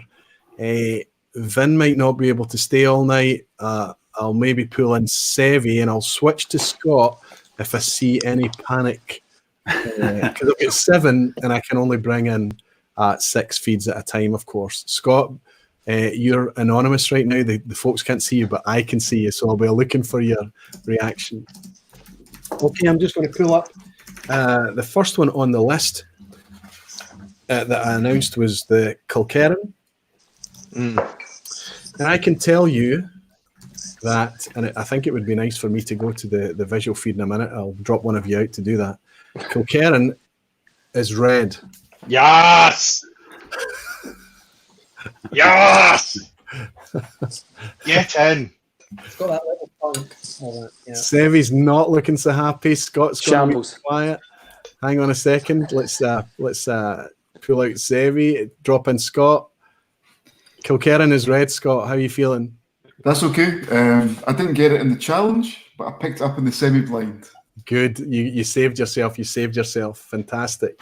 I'm kind of keeping a wee eye out here for Lee Hosey to see how he gets on as well. Okay, boys, you ready for the next reveal? Enjoyed that Kilkerran way more sipping it tonight than I did previously in preparation. How can you not enjoy that Kilkerran? It How wasn't can anything not enjoy that Kilkerran? This is You're just not trying hard enough, Ben. bar 1. This is a strong flight for me. I've enjoyed the top 4 of them. I've really enjoyed. The Kilkerran was 3rd for me, but now I might, if I was rating them now, I might bump them up. Because you know it's Kilkerran, or just because how it's no, developed? this was as we started the live, as I was sipping them as we started. I don't know. It was just where my palate was, I guess. Good. I mean, you'll see when I pull up the visual again, the Kilkerran 12 has not done well tonight in this company, but that doesn't diminish my belief in it one iota. I love the whiskey. I've tried it up against lots of things. I absolutely adore the whiskey. Jason, I see you got Kilkerran as well. You got that right? Yeah, like I said, I wasn't in the mood for it last night, but I knew what it was. It had that little funk to it. So, I mean, I've picked it out on both of them, I think. But in my terms of my scorecard, which I'll never live down, it's bottom. But that was me last night. I didn't want Pete. But you're not saying that you don't like it. That's you just at the point that you're in the company that it's in tonight. You're not in the mood for it. It's not working well with other drams. And it's not that you don't like it. It's just your 5th favorite out of these 5 drams. That's what we're saying. I don't want to sound like I'm defending Kilkerran. It doesn't need defending. No. But that's obviously the dynamics that we're talking about. Gregor, did you got it as well? You were very happy. Smashed it. Okay, let's see how confident you are then with the Balcones. Balcones Mirador was obviously our non-Scotch tonight, and I can tell you that it was green. Yay. Oh, look at the celebrations from Sevi. Yes! I'll pull him in. It's the only one I was confident on. You did say that. You did say that. I was looking at your reaction there. You were confident that you'd got the non-Scotch. Anybody struggled with that? Sorry. Oh, Vin's come unstuck. Yeah, I got it wrong. I should say I actually got the Kilkerran right. I thought I was looking at the wrong one. I've actually got the Kilkerran right. I thought I got it wrong, but Good. I didn't switch it at the end, so that's good. All good. That's okay. We'll spot your cheating after the event. Don't worry about it. Excellent. Roy, if you told me there was a balcones in here, I wouldn't have said it was green. I just thought green was on the Scotch. I wouldn't have said that was balcones. That's wonderful, isn't it? Now, my tell in this balcones is just an ever so slight kind of whiff of acrylic paint. And I don't mean that in a negative way, because I can pick that up on a lot of world whiskies and American whiskies, but there is a wee bit of a solventy paint smell, and it exists on this. Now, could I pick that up blind? Would I be able to pick this out as a non-Scotch blind? I feel confident now, but I know what they all are. So I know exactly where you're coming from. It's a good whiskey, am I right? Do you credit that to it being young? No, I credit it to being just not Scotch, a climate thing, I guess. You've got to remember, we're sipping. This green whiskey is 23 months old. It's quite an achievement, right? I think from it helped me sipping the Iron Root that Scott and Bart brought over. Also, I always get a salted caramel taste from a lot of American whiskey. So it was immediate salted caramel for me, and I went that was, as I said, the only one I've been hyper confident on. But I just always get that salted caramel for some reason. Can I tell you the other shock about this whiskey as well? And this was from the neck pour when I opened this. This is 54.8% ABV, and yet it plays at 23 months. It plays very soft on the palate. Would you agree, Jason? Yeah, I thought it maybe would have. Yeah, I think that's right. I thought maybe it was maybe a little bit stronger. There was just like things a bit punchy and spirity. I'm still surprised. It's totally different to most of the balcones I've had before. So that's an interesting whiskey. Definitely. Interesting one. Well, I'll maybe fill a decent sample and get it across to you if you're interested in having a wee bit more to spend some time with it. Okay, wonderful. Let's move on. Who have I left out in the cold again? Scott Monroe. Let's drop out Vin. I'll pull in Scott for the next reaction, and I'll be looking for yours in the green room. Keep forgetting what it's called. Welcome back, Scott. I'll tell you that the next on the list after Balcones was Tomatin Legacy. Now, we all want to know what that is, don't we? I feel pretty confident that you've got this, but Tomatin Legacy, £24 a bottle. This was our budget whiskey, is orange. Yes, got it. Oh, Semi's shocked. I've got it right. He's got it right. I'm a wee bit worried that I might have got 10 out of 10 here. Oh, steady. Hold up that card again, Sevi. Hold up that card. I definitely haven't, because I changed that one from the last one, so I definitely want 10. Okay, let's see. Okay. Let's see how we got on. Well, you'll know on the next reveal whether you get 10 out of 10. Yeah, well, it's definitely not 10, as I said, because I changed. That was one of the ones that I changed over from the first challenge. Because okay. That was that. Yeah, I think that's the only one that I changed over with. Let me pull in my buddy and Tomatin Legacy loving friend Vin. How did you get on? Yeah, I got that one right, and it was the only challenge that I've got right so far as well, which was the budget bottling. As soon as I stuck my nose in that thing, I was like, "This is a familiar old blind tasting friend." Yes. Okay, good. So who's out the stream? Sevi's sitting out the stream just now. I'll watch for your reaction, Sevi, as I reveal the penultimate, which means I'm revealing the last two at the same time. Mortlach, our premium whiskey, and Arran, our Islander. Mortlach is blue and Arran is yellow. Yeah. Wow, look at Scott. Yeah. Well, Gregor is raucous in victory, as we say. Whoops. And Jason is looking I mentioned the one I was struggling on was the premium and the most expensive. Yeah. I got it the wrong way around. Wow. So you thought that the RN18 was the premium? No, I thought Tomatin was. What was that? I'm looking at the scores. The budget bottling I had as being the Mortlack. Wow.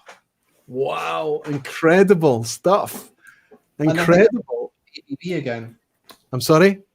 The ABV. ABV. Yeah, both at 43%, both soft.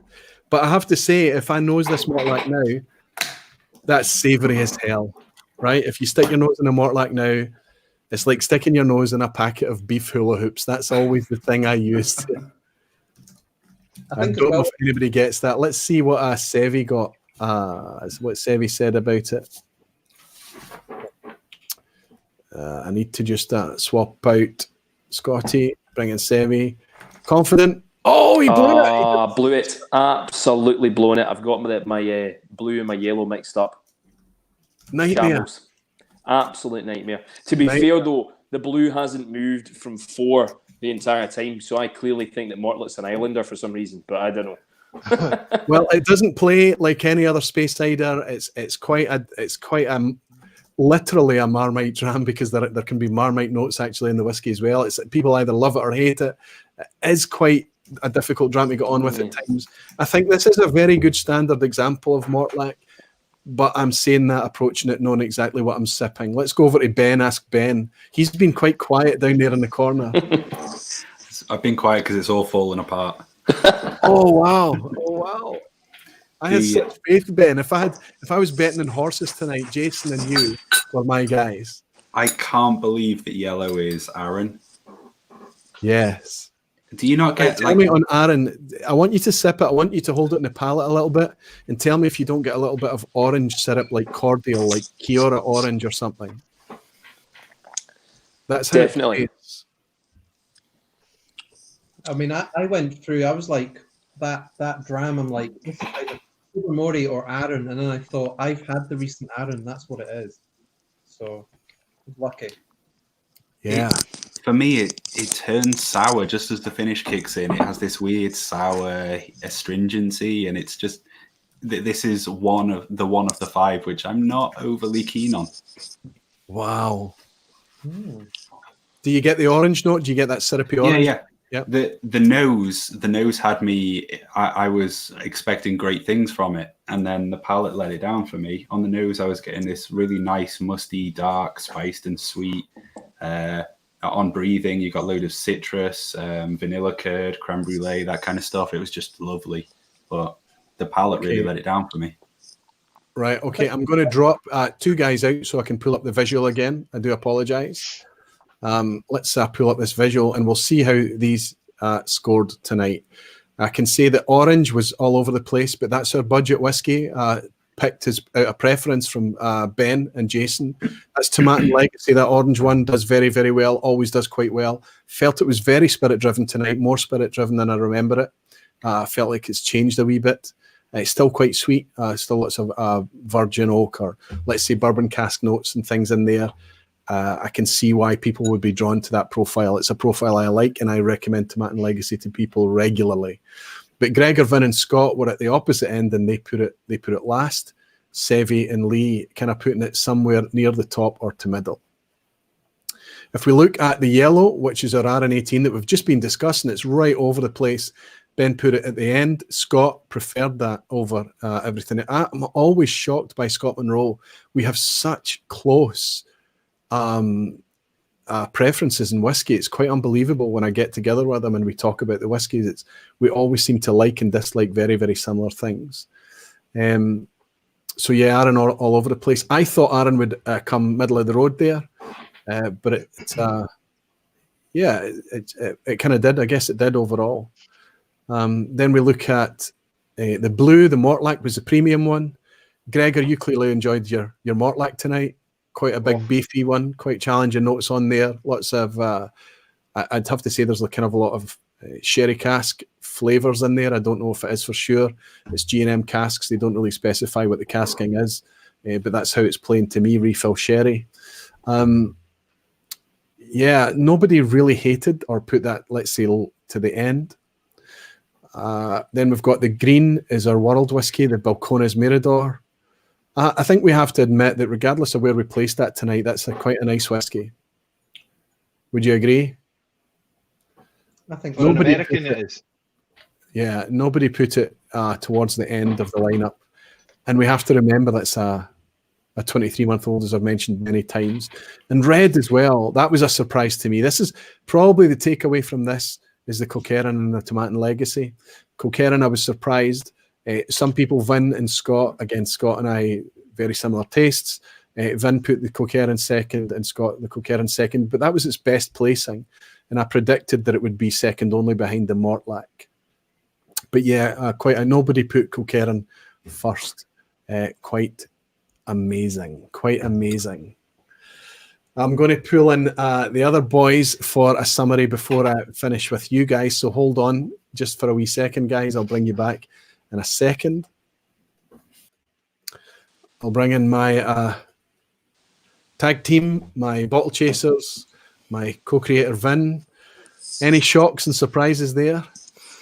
Yeah, for me, I'm pretty disappointed that I actually mixed up Balcones, Mortlach, and Aaron all like in the wrong spaces, and that's just like really boggled my mind. That has, because I usually pick out Aaron with a funk. They've got an Aaron funk, and I couldn't get it in this. And maybe that's what threw you. Mm-hmm. What did you score, Vin? Are you prepared to admit, or are you keeping it? Yeah, I got a 3 out of 10. Wow. Okay. Okay, that's a sore one. That's a sore one, and that's just getting things swapped around the wrong way, is it? Yeah. And I got all of the challenges bar the legacy wrong. Oh, wow. Yeah. Wow. That's blind tasting for you, big guy. You did so much better when it was just you. Well, the last time I got all the challenges wrong, but I got all of the bottles right. So I redeemed myself at the end. Yeah. I wonder if I have been a bit unfair with my selection tonight. I always I always doubt myself when that kind of thing happens. Well done, Scott. How did you get on? Not too bad, right? I end up with 6 points. I did the same as Sevi. I mixed up the yellow and blue. The Aaron and the Mortlach, so did Vin, yeah. So I mixed up those two. But I was surprised by the Kilkerran. I had Kilkerran as my second dram. I've been through about 6 bottles of that stuff, but yet on the challenge, I couldn't get it. So, it's just the company. As soon as you taste Kilkerran and you taste it, you know immediately it's Kilkerran. Of course it is. Now that you know what it is, it's obvious, right? Yeah, It's totally. such a Kilkerran. And also, I'm surprised by the Aaron. I mean, I've not tried the 18 before. I've had the 14, 10. I had even the quarter cask, I think, which is the new Bothy, I think, in the new range. But not the 18. And I've never classed myself as being an Aaron fan. But I had Aaron, I had yellow as my top choice. Yeah. I thought that was a 25-year-old. So clearly, I like the Aaron 18. So I might just buy a bottle. Yes. It's not that expensive. It's in the order of about 75 quid just now. Yeah, quite a surprise. And I'm glad you like it because I like it too, Scott. Sevi, Fantastic. you're quite pleased. Well, unbelievably, I did a lot better than I thought. I actually got 5 out of 10 because I ended up changing most of the second answers from the original kind of challenge number 1. Only getting 2 right in the kind of the first challenge, but managing to get 3, and unfortunately not getting those last 2, mixing up the Mortlach and the Aaron. I actually really like the Aaron. I think I placed that. I placed the Mortlach at the top. Very, very nice. But I put the Aaron quite far towards the bottom, which is kind of not what I would have thought, because I'd heard great things about the Aaron. I don't know. I'm quite surprised that it was so low. I'm also surprised that the Kilkerran is so low for me, because I genuinely like that the single cast. The single casts have been really, really nice. The heavily peated is great. The 8-year-old, brilliant. But a couple of things I'll say is that, of course, you know, in the company that we're in tonight, you're drinking it. It's going to behave differently from time to time. And also, I only gave you a 3cl pour. All of you are trying to do all of this based on 3cl, which isn't even a full pour at the pot still. So it's quite miserly little sample bottles I'm shipping out. So we have to take all of that into account as well. I still think you did very, very well. Brave stuff, boys. Well done. Can you say We also thank you found out that Alison really likes Texan whiskey and also expensive Mortlach. So I knew what to get her for Christmas now. listen, the ladies have the best palates, it seems, and guaranteed it's the same Scott Bruno over at Scotch Test Dummies. His wife is now enjoying 21-year-old Redbreast, so he's in a bit of financial trouble there. Okay, boys, I'll pull you in just to say thanks and cheerio in a wee minute. I want to go back to our three guys waiting there and see how they got on and see if they want to share their scores with us. It is, of course, optional. Okay, Gregor, how are you feeling? I'm feeling rosy in my performance, I think. Good. Can I say as well that there is a huge advantage to being a bit of a noob, and we've got a good spread tonight. We've got well-seasoned whiskey folk in here. We've got people that would be trying to second-guess themselves at every turn. We've got people that are just into whiskey, just starting to get into whiskey, a wee bit like yourself. I know I spoke to you on Tuesday night, and you admitted that you were in whiskey kindergarten, and yet you feel like you've done okay. Are you willing to share a score? Yeah, I think if I've worked out the first ones correctly, of which I did badly, I've got 6 out of 10 in total. Good. And it's funny, I had Glendronach and Glengoyne fully blind for Aaron and Mortlach. So, like I say, thanks for opening up those to me. Yes. That doesn't help you keep your bottle chasing in check, though, does it? Just Not at all. As you chasing bottles down different streets. Okay, good. 6 out of 10, not bad. Ben. The Kilkerran and the Tomatin were my saving grace. I got 4 out of 10 purely on them, but the others pretty much universally swapped around. The Mortlach I was really enjoying, but I found this kind of subtle floralness that I got caught up on, and that just sit well with it being Arran and these nice poached fruits and things. It just, and from there it all fell apart. Well, I think you're all going to have done better than I would have done, because I would have second-guessed the hell out of myself and been a mess at it, I feel strongly. Jason, how are you feeling? Yeah, good. I think everybody did really well. Like you say, it was quite a diverse range. So I got 8 out of 10. It was just that last-minute rush decision between the most expensive and the cheapest that threw me. So I'm happy with that. I would have settled for 6 or 7 given this. So not too bad. Score. Wow. I had any drams for a week, and about 15 minutes before we went live, I was clearing vomit from the carpet. So. Such is the joys of being a father of a very young infant. I understand completely. So you clearly, you've scored better than anybody else tonight. Very, very well done. Like I say, if I was going to bet money on a horse tonight, it would have been between yourself and Ben. I think it's a fantastic score just to have 2 swapped around at the end. Very, very interesting, by the way, the 2 that you got swapped around. Incredible. Yeah. I've had the Legacy before many years ago, and I didn't like it. But that one, maybe it was the moment in time. I just enjoyed that. The Mortlach was the hard one to pick out for me. Again, the ABV, the Arran was straightforward. The Kilkerran was, the Balcones was. But no, it was really good fun. Thank you. Always a pleasure to have you along. It's really, really, every time I meet Jason, he's one of these quiet, unassuming guys, and who doesn't always make it obvious how much he actually knows about whiskey and how long he's been enjoying whiskey in a very, very deep way. And then these wee throwaway comments, a wee bit like Roddy that I had on last week, that he says that tells you exactly how much he understands about whiskey. I'm very, very grateful to have your friendship, and I'm very grateful to have you been brave enough to step into this environment with me tonight. To all of you for being this brave, thank you so much for Roy. Roy, Gregor at the back. Yes, Gregor. Thank you. I wanted to thank you for 2 things, Roy. I want to embarrass you, first of all. I want to thank you for driving through at silly o'clock from Glasgow to Edinburgh to drop off some whiskey for me. It was on me to recover. Yeah. No, not at all. But I think you'd never admit it, but you're for sure the glue within this fabric. So I want to lay as much thanks to you for that. The other one is personal. I've got a fantastic group of friends, and unfortunately we're kind of spread out these days. And last year I started a blind based fully on your thing, and I sent out kits to New York, up in the north of Scotland, and then peppered around. And we had a fantastic time on Christmas Eve. And it's now become an annual thing that we're going to do. And that's wholly from exposure to what you do. So I wanted to say thank you for that. That's exactly what the whole idea is. The evangelism, I mean it in a very sincere way. I'm trying to spread that kind of enjoyment that I've discovered. I think everybody should understand how fabulous a thing a whiskey is. Thank you very much for your kind words, Gregor. But one stitch never makes a blanket. Thank you, my friend. And thank you for being able to accept this. Ben, anybody that doesn't know Ben, Whisky Geek Ben, his YouTube channel is fantastic. He's got a fantastically soothing way to convey how he's enjoying whiskies. The way he dissects whiskies on video is a very unique thing. Ben, I've been enjoying your content, and I hope I'll get to enjoy it for a very long time to come, despite you also having your hands full of infant and vomit and no doubt and all of those things. Thank you. I definitely need the practice, huh? Not at all. Well, that's the thing. It's the fun is in the practicing. Am I right?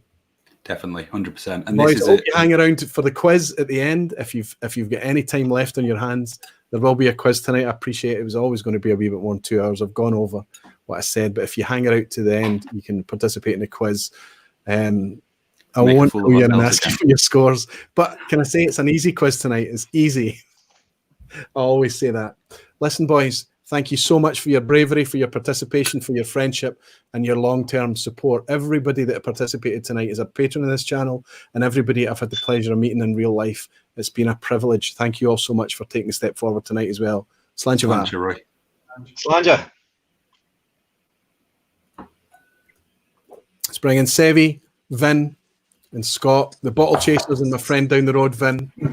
My brain trust occasionally, Vin. And Scott and Sevi, the bottle chasers here in Glasgow. I hope you enjoyed that tonight. I think it was very brave of you to step forward and do this, but I knew that you would be excited and have a bit of fun doing it as well. Was it fun? It was great, thank you, Roy. I mean, yes, obviously absolutely. We did the tasting after the Whisky Festival in Glasgow a few weeks ago, which was my first time ever done a blind tasting. So I just want to thank you for being so generous and sending out all these samples to all of us for this tasting. It's a lot of whiskey to send out, so thank you very much, Roy. Great experience, but thank you very much for that. It's very generous of you, my friend. Thank you, Scott. It's a privilege to be able to find ways to pay back a little, and you know exactly what I'm talking about. Sevi, enjoy that? Yeah, absolutely, pal. I can't echo enough what all the guys have said. I feel really privileged to have had the chance to do this. It's been daunting, but I've really enjoyed it. It's been as a relative noob in this scene, it's been exciting. But as I said, you are, as Jason has said, and as Gregor has said as well, you are the glue that kind of keeps us all together, which we really do appreciate. And as I said, sending all these samples out isn't easy. So thanks again. It's been great fun. It's been really good fun. It was very easy, and as long as everybody enjoys it and gets a good fun out of it, and I hope the folk back at home as well. Tim O'Leary has just bought me a virtual dram and said, definitely glue, Sláinte Roy. Tim, wonderful. Thank you so much, my friend. Sláinte, and happy Christmas to you. You're definitely getting that daft mill now. And Jimmy Jazz, my friend Jimmy, you star. He said, well said, Gregor, the glue of the whiskey fabric. What an awesome merry night. Merry Christmas to all my barfly friends. Cheers. Lovely sentiment, Jimmy. Thank you so much. Can we all stop with the blushes as well at my side? Vin, how did you get on? You feeling okay? You feeling mortally wounded? No, never. No. I mean, it's if I ever sat here and pretended that I knew what I was talking about, this whole thing would fall apart, right? Good for you, man. Good for you. Thank you for wearing the Aqvavitae colours as well. Can I say, Vin, that we've talked about it widely tonight, and I'm constantly making and connecting friends through this fantastic platform. It's wonderful. But I've really enjoyed getting to know you over the years. You're a fantastic guy, and I hope you keep doing what you're doing. It's very privileged to share a plane flight with you over to Texas this year, and I'm glad that you were there, being a bit of a wingman for me in that role as well. Thanks for all your support, my friends. Thanks for being brave enough to step in here tonight, and thanks to Scott, Kilted Moose, Monroe, and Sevi, the Alchemist. Thank you so much for your participation and bravery. Thank you, Roy. Cheers, Roy. Thanks so much. Thanks, Roy.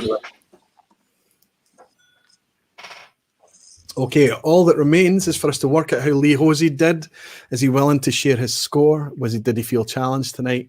He was our sample guy back in the chat to see if this could work in the back. Ebhead, Rolf, my friend Rolf, and again, another fantastic guy I've got to know over the last couple of years. Great choice of contenders, Roy. This was fun to watch. I agree fully, Rolf. Simon Ray is saying, Aqvavitae into barflies everywhere. Merry Christmas. Thanks for another great evening. It's over tonight for some of you. For those of you that are brave enough to stay for the quiz, please do that. I have a quick quiz. It's very Christmas themed and it's easy tonight. I know I always say that. Captain 3D is saying, great job running this tonight. Technically great. And isn't it fantastic that this global broadcast is available to small groups? Absolutely. It's wonderful. Thank you so much, Phil and Deepa. I hope that you're going to join us on my show towards the end of the year on the 29th as well. Would be wonderful to have you both in. Lee Hosey is there. 2 out of 5 on the challenges, 3 out of 5 on the semi-blind, 5 out of 10. Tomatin and Aaron correct on the challenge, and Aaron, Balcones, and Tomatin on the semi-blind. I had Tomatin Legacy fully blind.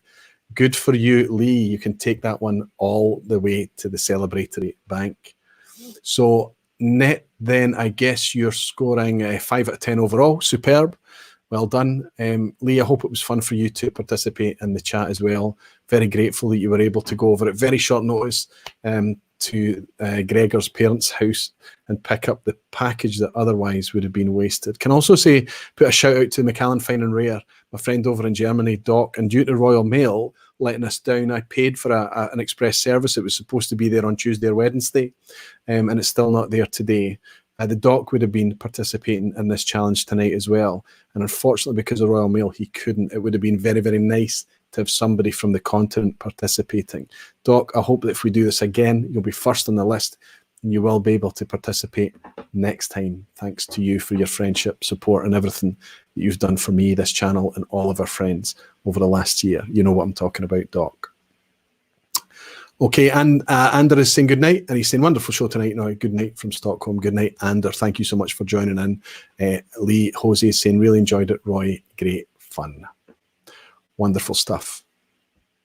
Okay, I will attempt to stop my wife's laptop from throwing a hissy fit. It's doing something strange. I think it's asking for an update. Let's see if it can get us through this quiz tonight. It's the last thing it needs to do before I can finally let you guys all get to your beds, jobs, whatever it is you're doing. Christmas quiz. I think the questions are easier tonight. I hope there's some 10 out of 10s.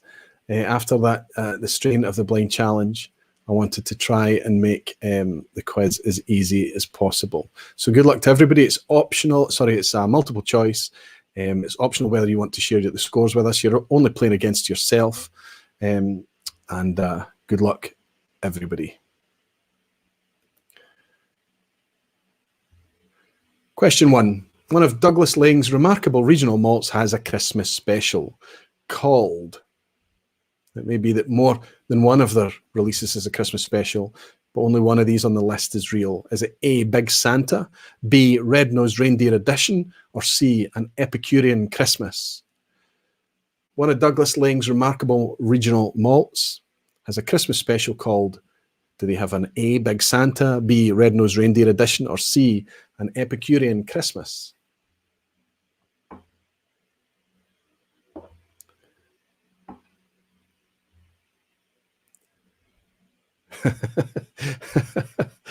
Sevy's holding his score up for me to see on a big piece of paper. Too funny. And it looks like almost everyone has got this right. If you're in any doubt whatsoever, follow the generosity of your fellow barflies who are saying B for Red-Nosed Reindeer Edition. And of course, they're absolutely right. And I think I pulled a wee picture of it up to let you see that they've stuck a wee red nose on the dog.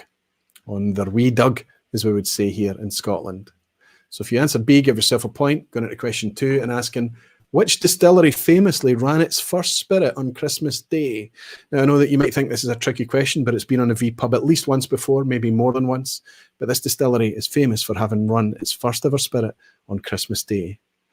You won't remember, I'm going back to 1887. Was it Lagavulin, Glenfiddich, or Highland Park? A. Lagavulin, B. Glenfiddich, C. Highland Park. This distillery famously ran its first ever spirit on Christmas Day. You have to wonder back in 1887, how bad must the Christmas been that they were in there trying to work out how to run spirit? I suppose it was pretty important back at the time. Jimmy Jazz is saying Glenlivet, unfortunately, not an option, my friend. Jason Coates thinks it's B, as does Jimmy Legg, as does Jens, as does Tabitha, Triquetra, Richard Hall. So many of you thinking it is B by far majority. And of course, B for Glenfiddich is correct. 1887, its first ever spirit. Feel like I'm running through this tonight. I don't think you'll mind that. High West. American producer High West releases a Midwinter Night's Dram. Who else released an expression by the same name? So a Midwinter Night's Dram is an expression sold by High West, but there's a Scotch producer that also has a Midwinter Night's Dram. Is it A. Glenfarclas, B. Glenfiddich, or C. Glenmorangie? Which Glen is it that release a Midwinter Night's Dram? Very Christmassy, wintry themed. A. Glenfarclas, B. Glenfiddich, or C. Glenmorangie?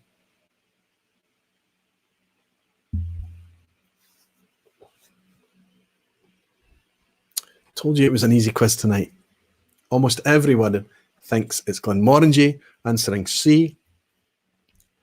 It's just lighting up with C. And of course, so many of you knowledgeable folk are absolutely right. C. Glenmorangie. The bottle on the left pictured here is the High West bottle, and the bottle on the right is Glenmorangie's Midwinter Night Dram. Couldn't be further from being different whiskies on a similar theme. They were both going for that kind of spiced element, and what High West did is it's a rye, but they finished it in a French oak, I think, and port casks. And then the Glenmorangie was a 40% no age statement, kind of supermarket priced, fairly large scale whiskey with a bit of PX cask finishing. So both going for a similar kind of festive feel, one pulling it off with a remarkably fantastic, well-crafted dram in the High West, and Glenmorangie bringing out something that was unfortunately just a wee bit on the bland, I have to say. But they both had a Midwinter Night's Dram. Number 4, which distillery releases an expression intended to highlight the character of its winter distillate? Which distillery is intended to highlight the character of winter distillate? It's a real thing. Whiskey that is condensed in wintertime has a different texture, can have different flavours, it can pull out different things. And this distillery made a play on that. Was it Talisker, Cardew, or Dalwhinnie? A. Talisker, B. Cardew, or C. Dalwhinnie? Who made a play on the character of its winter distillate? So when the outside air or when the outside water, whatever it is that's helping to condense or to generate additional reflux in the still or condense through the worm tub, I guess, or the shell and tube, depending on the condensation method, giving it away here, can have a difference on the texture and the flavour of the whiskey. Most of you, DH-Self2 is saying C, see the Game of Thrones series. Most of you think it's C again. Let's ask. Yes, I'm talking about a non-age statement from Dalwhinnie. Their core expression is a 43% 15-year-old, fantastic whiskey, I always love it. Good age on it. 43% is a bit light, but it's still a decent whiskey, nice textured whiskey, lots of honey, good whiskey. Dalwhinnie Winter, what was it called? Winter's Gold, I think was the expression. It was a fabulous idea that excited me, and the execution was a wee bit poor. I feel like they could have really done something with that, really done something that would have excited both folk as a nice backstory, but it would have excited the whiskey geeks as well. But unfortunately, it was a wee bit pallid. If you're going to buy a Dalwhinnie, I would recommend you stick with a 15. But the Winter's Gold is not terrible. Could have been better. Question 5 is always a picture. It's always an image. And I just want to ask you, what distillery are we looking at here? Very wintry scene there. And the big giveaway and the clue here is obviously the landscape, the twin pagoda roofs, the white buildings and this kind of almost star layout. But on the right-hand side there, you'll see two massive worm tubs there, bolted onto the side of the still house. Are we looking at A, Talisker, B, Cardew, C, Dalwhinnie? Yes, it's the exact same three choices as the last question. But let's see how we got on. What distillery are we looking at here? Twin pagoda roofs, worm tubs, desolate landscape. Are we looking at A, Talisker, B, Cardew, or C, Dalwhinnie?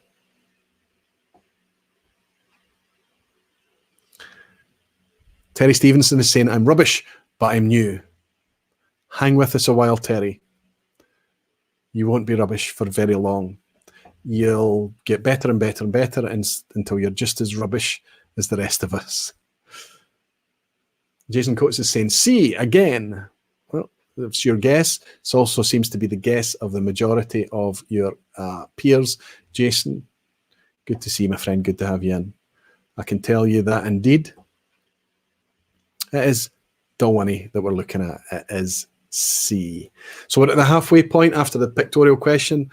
Let's share the points. I predict there should be a lot of 5 out of 5s tonight. Think of it as my Christmas gift to y'all for enduring infuriating, annoying, frustrating vPub quizzes all of the year.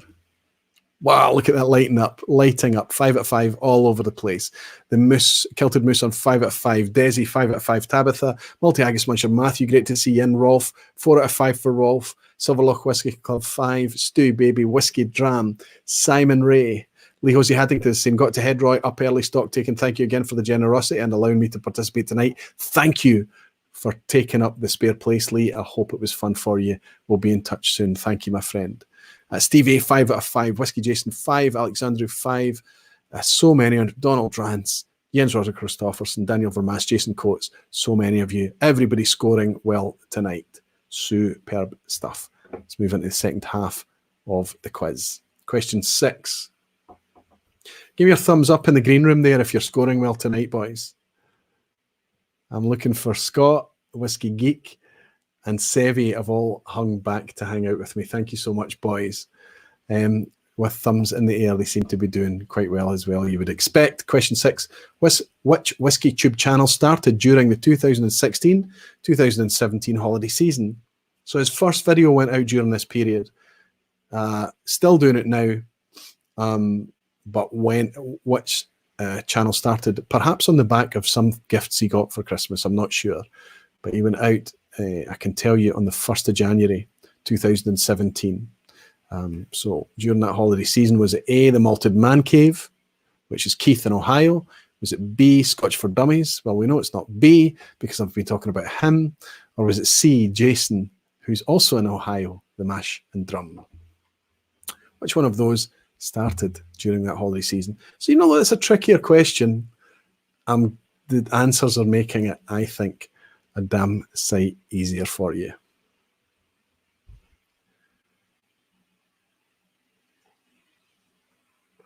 This Kilkerran has gone. It is quite cold in here tonight. I opened the windows to keep it quite cool. If I can show you this, look how cloudy that's gone. Scotch mist. Natural presentation. Dead giveaway. Yeah, there's a few drams going to be a bit cloudy, including, interestingly, this is my Arran. Oh, the orange, that's the Legacy. Wow, Tomatin Legacy's gone cloudy. I know that. That's chill filtered. Wow. Maybe it's me. Okay, I can tell you, as so many of you have got it right, Daniel Vermaas, TMMC. Jason Coates is saying, got to be A. I remember when Jason started, and through a process elimination, Jason, you're absolutely right. It is indeed A, the Malted Man Cave, Keith. I would like to reach out to Keith and hope that he can join us and come in and say hello. Love his enthusiasm and his passion. Interesting guy for me to watch always. I would like him to come along and join us at the end of the year. It looks like it could happen if we can make the timing work. Question 7. Which of these producers released a Christmas edition finished in PX at 46%? It's quite a random question until you see the options. Is it Kavalan of Taiwan? Is it Sullivan's Cove of Tasmania? Or is it Paul John of Goa? This year, They've released a Christmas edition, 46% PX finish. Was it Cavalan A, Sullivan's Cove B, or Paul John C? Who released a Christmas edition? Did I promise you an easy quiz? This is as easy as it's going to get. Scott Monroe, give me a thumbs up if you think this is quite easy tonight. Yes. Yes. Sevi. Oh, Sevi's not sure. He's usually scoring really, really highly. He thinks it's easy. Ben, do you think it's quite easy tonight? Oh, he's not sure either. Wow. Okay. I felt like this was an easy quiz. I have to tell you that the Barflies think it's quite easy tonight because they're all scoring very, very well. And I can tell you that the Christmas edition this year and finished in PX was actually released by Paul John. Indian whiskey. Got to taste it in Frankfurt. Thought it was pretty fantastic. Decent stuff. Not too expensive. Be interesting to pour it and sip it in contrast with other things outside of the Paul John stable. And I might get to do that one day. The Alchemist is saying, did we try it at Interwhiskey? Well, I went to the Paul John tasting, but I don't think I went with you, Sevi, so you may not have. Question 8. Wild Turkey Kentucky bourbon is under the same ownership as, and I'll give you 3 options in a minute, still Christmas themed. I admit by question 8, I'm starting to get a bit tenuous on the Christmas link here. Wild Turkey Kentucky bourbon is under the same ownership as A, Glencadam, B, Glengrant, or C, Glenburgie. Which Glen is under the same ownership as Wild Turkey in the States? Glencadam, Glengrant, or Glenburgie? Now, I think this might be a wee bit trickier. But an interesting fact that I actually only discovered quite recently.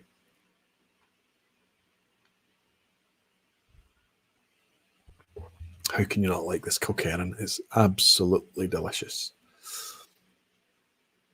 Everybody by process of elimination probably is drawn to guessing B for Glengrant.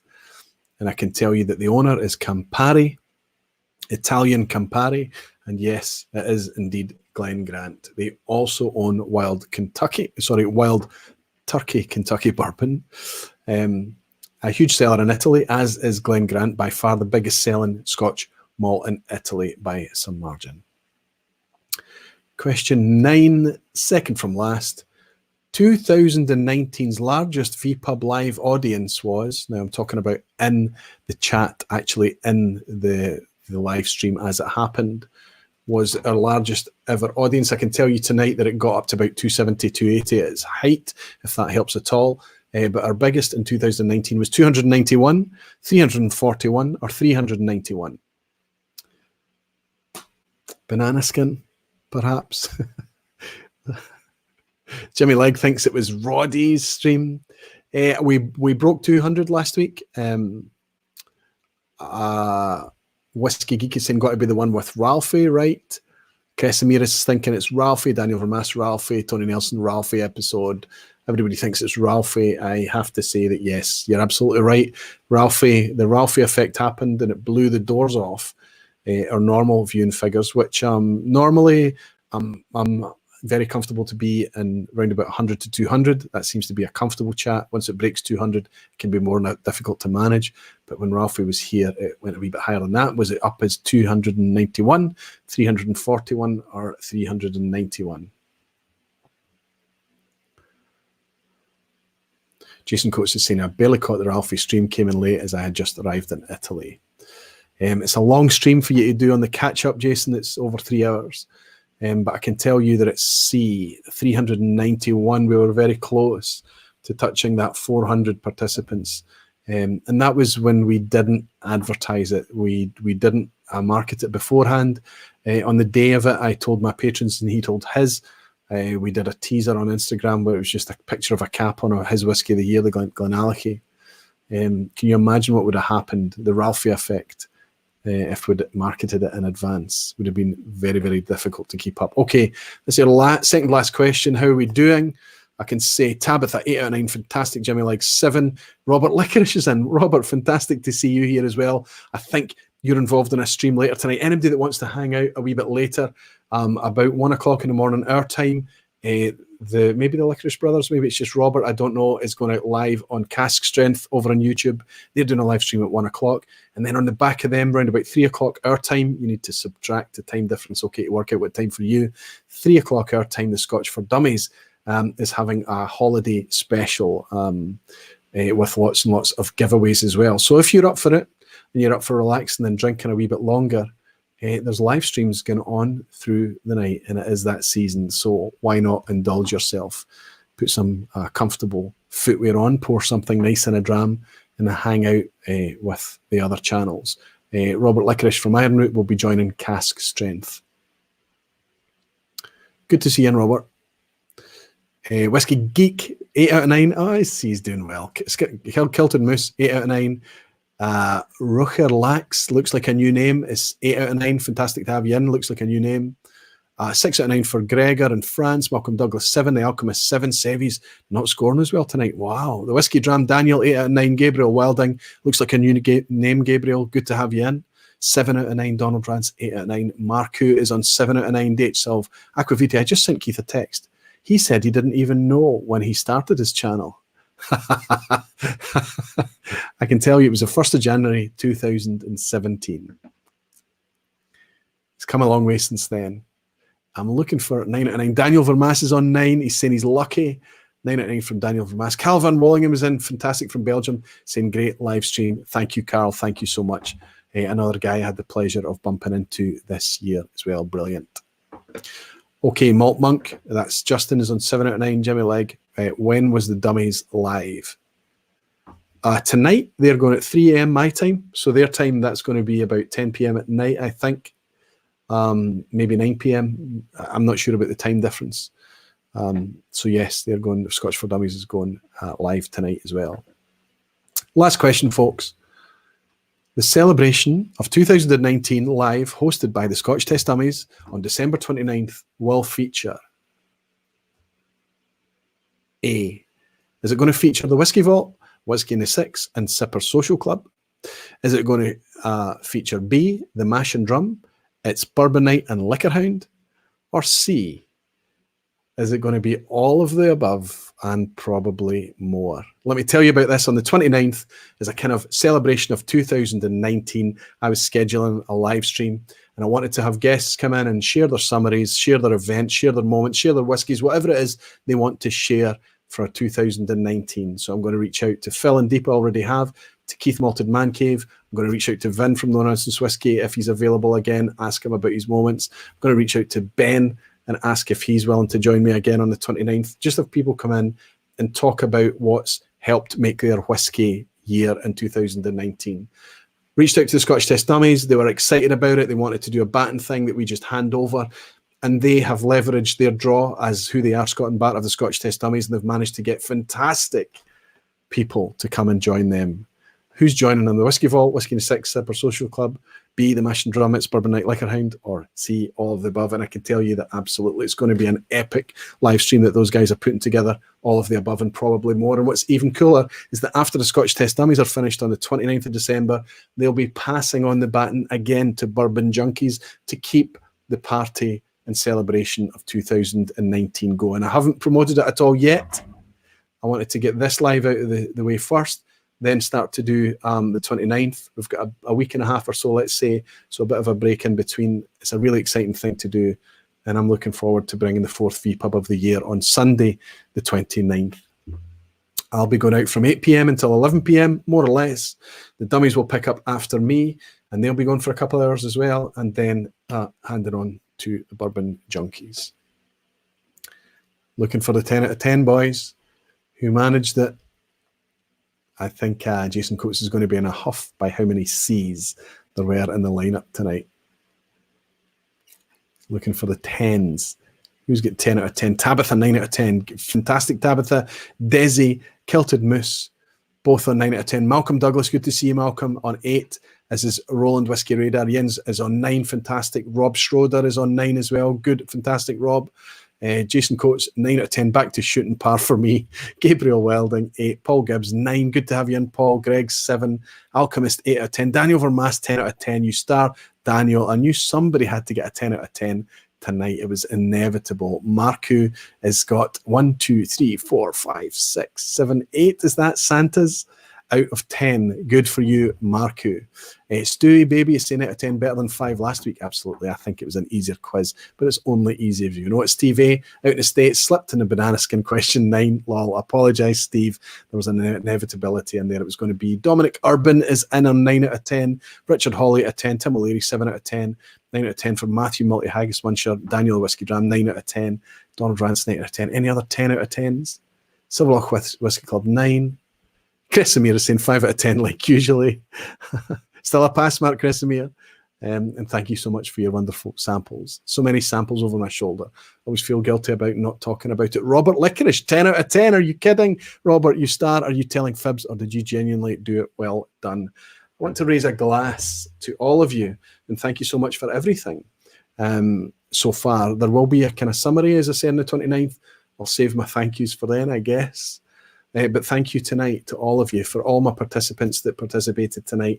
Jason from Malt Official, Ben from Whisky Geek, Gregor McWee from Portland, Oregon, Vin from No Nonsense Whisky, Scott and Sevi locally here in Glasgow, and of course, the only person I'm forgetting.